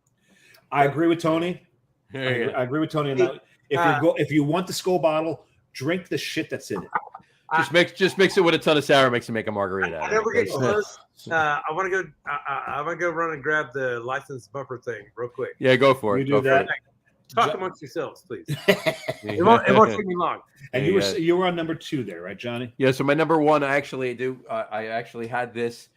It was at a bar it's not there anymore, so I'm not even going to mention the name, in New York on in the East Village on 6th Street. But I actually had it. I had it. The cocktail was amazing, so I got a side pour of it. It was El Tesoro Paradiso. El Tesoro is a damn good tequila. Yeah, it was friggin' I don't amazing. know about the Paradiso. The Paradiso is an extra añejo, and it's aged in well, according to my notes, anyway. It's aged in French oak cognac barrels. Interesting. Yeah, so it had that level of just very, very, very, very, very, very mild hints of cognac, but it actually played well with the tequila. Yeah, one of these days I'll have to get you to Chico's and run through some of the tequilas they have there. He always has Ardennome. He always has the 3 Ardennomes. And it's getting to the point where I may follow Tony's lead and hit this is what he's doing. He's hitting the head right now because he said he was going to hit the head and then come back with the bumper, the light bumper thing. And I'm 4 beers in, so I think I'm going to follow him. So can you handle it by yourself here, Johnny? Why don't you wait till he gets back? I'm going to wait till so you can talk amongst yourself. And I'll talk amongst myself, right? But I want to hear this story of his. Well, I'll talk to him about something else until you get back. Yes, you got to wait until I get back. And don't be too long because I smell dinner done downstairs and I'm starving. And what is dinner tonight? It's not corned beef hash, is it? No, it's not corned beef hash. It's pork loin. Pork loin. I'm having pork loin. How have you seasoned the pork loin? Oh, she has her own ways. And she does have her ways, does she? She does, and she also seasons good too. So. Okay, so Tony, this is the deal right now because I was gonna also hit the head, but John can't talk. Well, I was gonna talk to my. He can't talk amongst himself. I was gonna talk with myself. So but I said, you can't. No, you can't show this yet. Can't show that until I get back. I'll be right back. All right. Good. There you go. So what we should do, Tony, is so smooth, we should have the conversation and finish it before he gets back, and then just end the show, right? All right. Yeah. No, I'm kidding. Anyway, but I'll just tell you what my number 1 was. El Tesoro Paradiso. El Tesoro is a great tequila, and the Paradiso, it's an extra añejo. Añejo, excuse me. And it's aged in French oak barrels, French oak cognac barrels. I think so second use. French oak goes a long way with that. I don't mean to dog it. It's not traditional. No, not at all. Not at all. I love the innovation and the direction they move with it, like to always be changing it. So, but those, well, in any event, those were mine. So, hey, we got 12 tequilas for the 3 of us top 3 list. So that was actually 13 because I mentioned the Espolon Añejo. So. I think this show has been less about lagers and more about tequila tonight. More about tequila and agave and some other stuff too, and landscapes. Do you listen to the Agave Trip podcast? I do not actually. Check that out. Send me the link and I'll actually put it up. I'll actually link it on our website and the Facebook page. It's I don't know those guys, but it's one I listen to pretty often. I dig what they do. So fair enough. All right. I think I hear Dave coming back. Do we? Nah, man, he had a lot of beer to get. He did. No, he is back. Look at that. No, he had to grab tequila. That's what he was doing. He had an extra. He had a beer that we didn't have. This is true. He did. He's 1 beer ahead of us. He's 1 beer ahead of us. Yeah. Exactly. Yes, it's not done yet, but it's. And now it's done. And I also brought over another tequila. So, Tony, what are your thoughts on white añejos? Well, we've talked about this before. But now, I haven't had tequila done that way, but I've had the sotol that they bury in the ground as to the days of prohibition in the U.S. And before a lot of this, tequila was the one. All Mexican spirits are equal. They've been made for as long. People in Mexico and indigenous people have been fermenting these plants for thousands of years. Yet the tequila distillers will make you believe when that they're superior. When the Spanish showed up, No, they don't believe it. Tequila distillers. They were given Distillers. an opportunity. When the Spanish showed up, the Spanish taught the indigenous people of Mexico how to distill spirits. Like they'd been fermenting them for as long as we've been making beer, practically. Right. But the Spanish taught them how to distill, so like those things became a thing.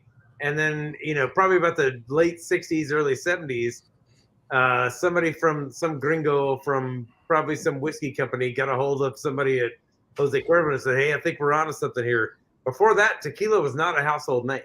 Right. It was something you probably only heard of or had if you lived near the border. And now, like with a great marketing campaign, they made Cuervo a sensation. That's probably why the people that hate tequila is because the only one they've ever had is much of the one thing that they produced.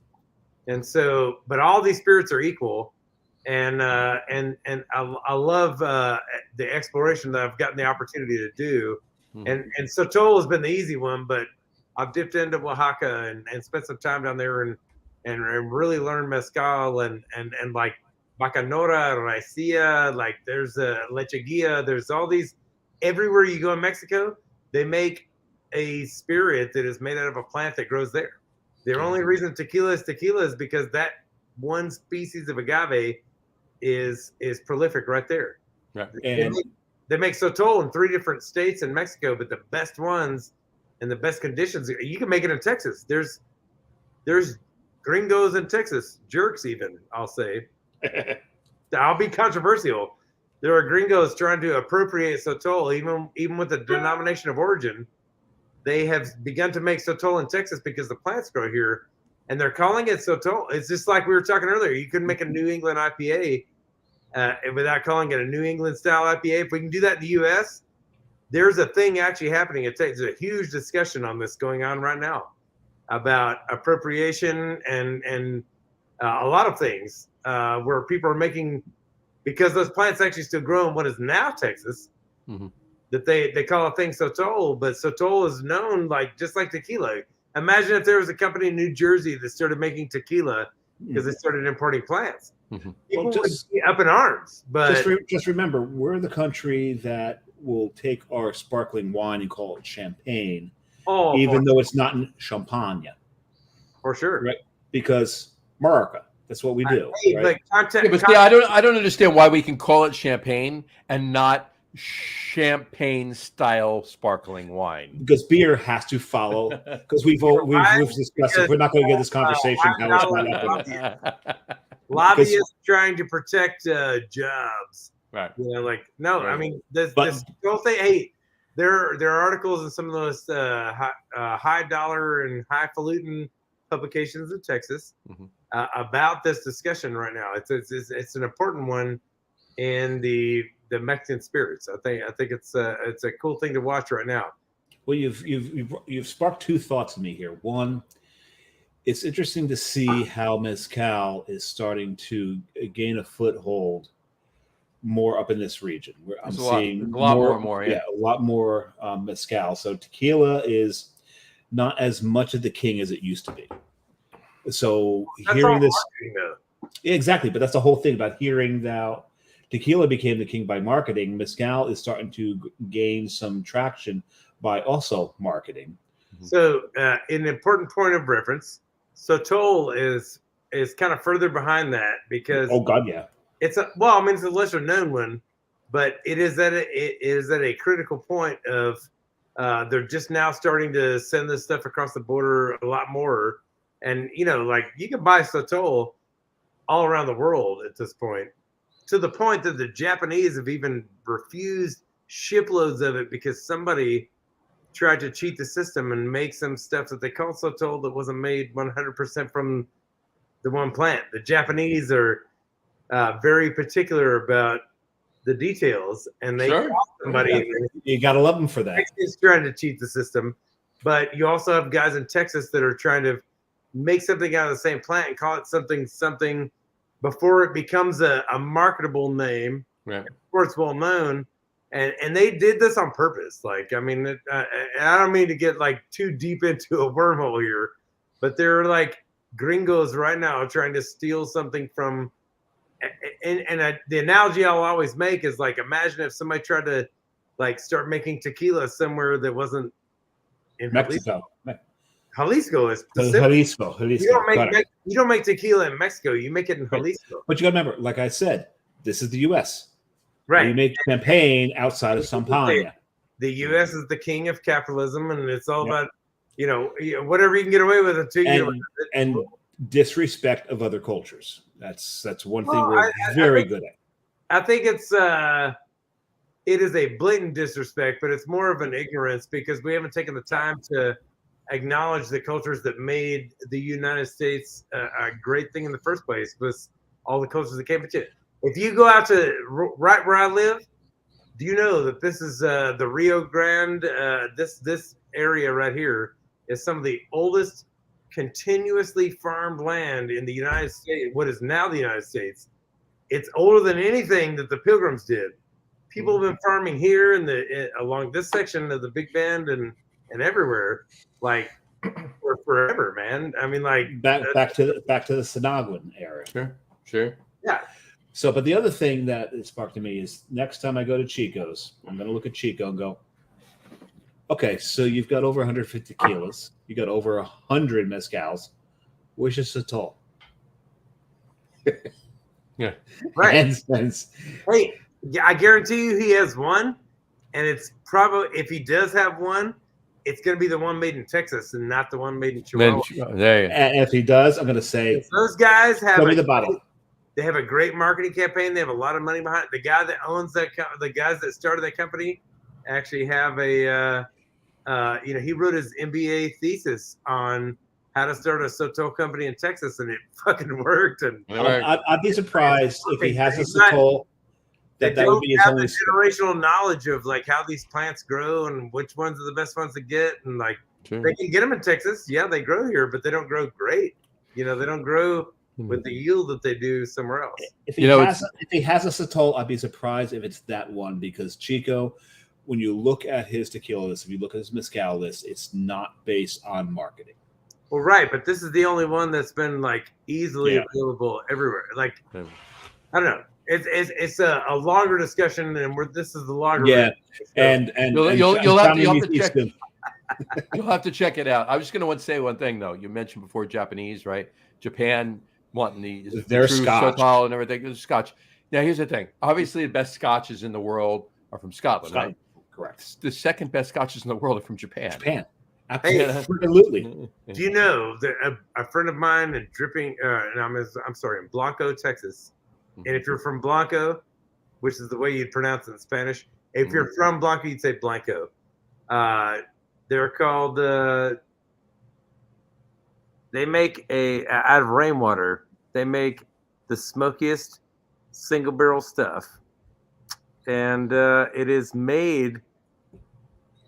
The Hill Country of Texas, they won the double gold medal at the World Spirits Competition. Wow.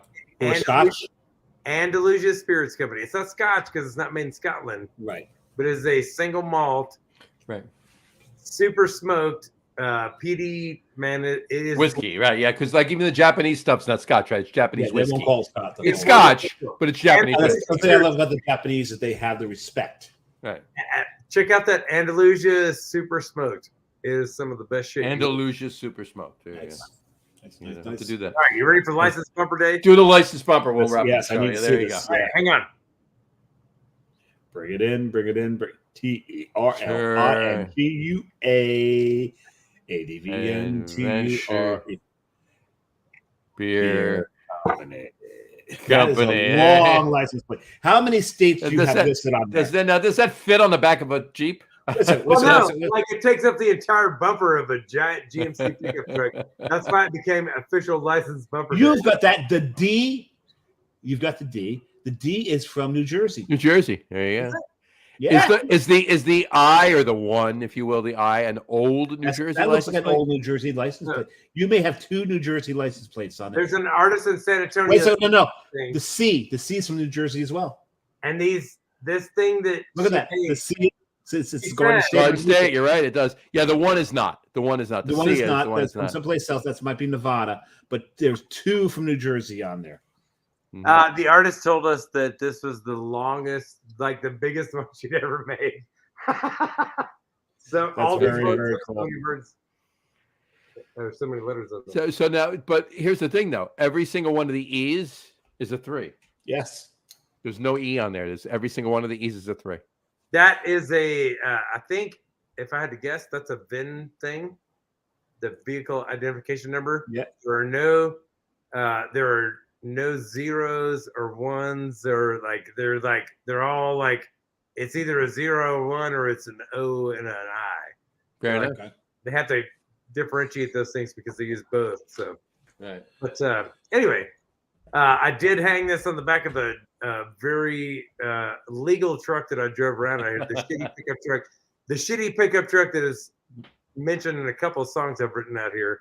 But even though the truck was totally legal, hanging this license plate over the license plate of the actual truck, and it took up the entire bumper, it was still something I could get away with that here because you're so far out from everything. When the cops pull you over, they're like, What are you "Come doing? on, man, you know you can't do this." I'm like, because I did. That's great. That's amazing. There you go. So All right. we've officially passed 2 hours, which We've is officially passed 2 appropriate hours. for our 2-year anniversary. Hey, That's what we wanted to hit. guys. Man, I can go another 2 hours, but Yeah. Johnny can't because he needs to eat. I am starving, he's the only guy that hasn't pissed yet. and I haven't, and I have to. So I'm. so the outro is going to be extremely fast. Now, Tony, I've got an upcoming challenge. So I've got a couple of 1 liter glass steins. Yeah, we're not going to do it today, but I'm not doing it today, but they're over there. Oh no, I've got one right here. Sorry, there's one right here. Okay. Okay, this is from this is from Oktoberfest, which Bolero Snort just ran this past weekend. which unfortunately I could not attend. It was a lot of fun. It was a lot of fun. But we were at another beer fest. But the challenge will be that one day John will run through the outro, and I will chug a 1 liter and see who finishes first. It'll be a race. All right. Well, I've got a 1 liter stein, and I will join you. There you go. There we go. So All right, the so next what we'll do Tony is show. when we're gonna do, not even the next Tony show, but when we decide to do it, Just call me on, and I'll come in. we'll bring Tony on at the end of the show, and that's what we'll do.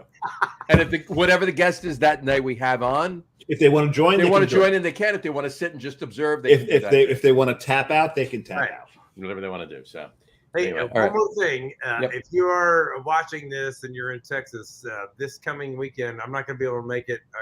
I'm stuck out here with gigs. But the Texas Craft Brewers Festival, one of the most legit beer festivals you will ever go to in this state, is happening this Saturday in Austin. And every brewery that's worth a shit, and a handful that probably won't be there, but like That's every craft. pretty much every brewery worth the shit, and a handful of ones that aren't. the Texas Craft Brewers Guild Festival that's been going on for as long It's up to you to decide which is which. No, any beer thing that's been going on in Texas, it's the best beer fest you can go to in Texas. Right. It's happening this Saturday. I'm sad I won't be there. I'm going to miss a lot of good friends and a lot of good beer. But if you're watching this and you're in Texas and you don't go to that, well, fuck you. Yeah. The only reason I'm not going is because I'm 550 miles away and gas is $4. You just reminded me of a radio spot, commercial, whatever, that we've had out here. I forget what channel runs it, but it's about one of the gentlemen clubs. Yeah, like anybody that goes there are actually gentlemen. John's probably heard this, knows where I'm going with. Like, we've got 120 women, and then in the background you hear, and only 3 ugly ones. Hey, well, you can't. It's awful, but it's you kind can't of fun. represent all of humanity if you don't acknowledge the pretty and the ugly. Like, we're all in this together, man. Yes, Shit, we man. is. Exactly. And some of us are ugly, some of us isn't. But we're all, but Tony has it right. We're all in it together. So there we go. Yeah. No matter what. Nice. And So try to be that's able why we shot a satellite at At an asteroid. asteroid to make sure that we Hey, don't. that's why some billionaires shooting like hundreds of satellites at a time and like freaking the fuck out of everybody that lives on it. Right.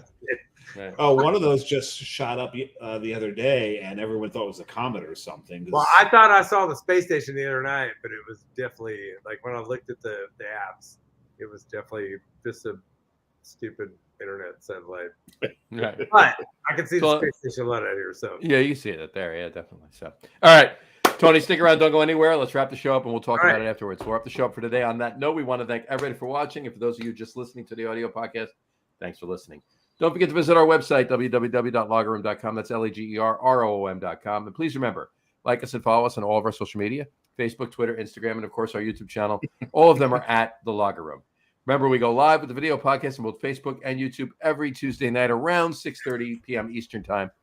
And for those of you who just want to listen to the audio podcast, you can do so on Apple Podcasts, Spotify, TuneIn, Stitcher, Google Podcasts, Amazon Music Podcasts, and iHeartRadio as well. And if you haven't done so already, please subscribe to one or more of those feeds, and you will never miss a show. Again, thanks for following along with us. Have a great rest of your week. Tony, thank you so much for coming on the show with us tonight. We really, really appreciate it. Second anniversary show we had to have. Had to have you on. Had to have you on. And for the record, I kind of like timed off the outro. Mm-hmm. Tony, we've got 40 seconds to finish a liter. well, I don't have my glass. Shit. No, not tonight. Not tonight. When we do it, we got 40 seconds do it. to finish off a liter. There you go. All right. His outro takes about 40 seconds. There you go. And that night I'm going to go quicker. So here we go. take Here a we go. bigger Here we go. breath. Here we There go. you go. The thing is, what most people miss while Johnny was doing the outro, Tony was killing off a bottle of Sotol. That was the tequila that he had. That's the tequila. Ah, yes. Sorry, hold on. Well, there Anyway. was not very much in it, or I wouldn't have done that. They would have done that. Anyway, have a great rest of your week. Have a wonderful weekend. Drink a lot of beer, but drink responsibly. And we will talk to you soon, folks. Take And care. happy National Beer Drinkers Night. Happy National Beer Drinkers Day. And Tomorrow. happy International Lager Room Guys Day. More important. Cheers.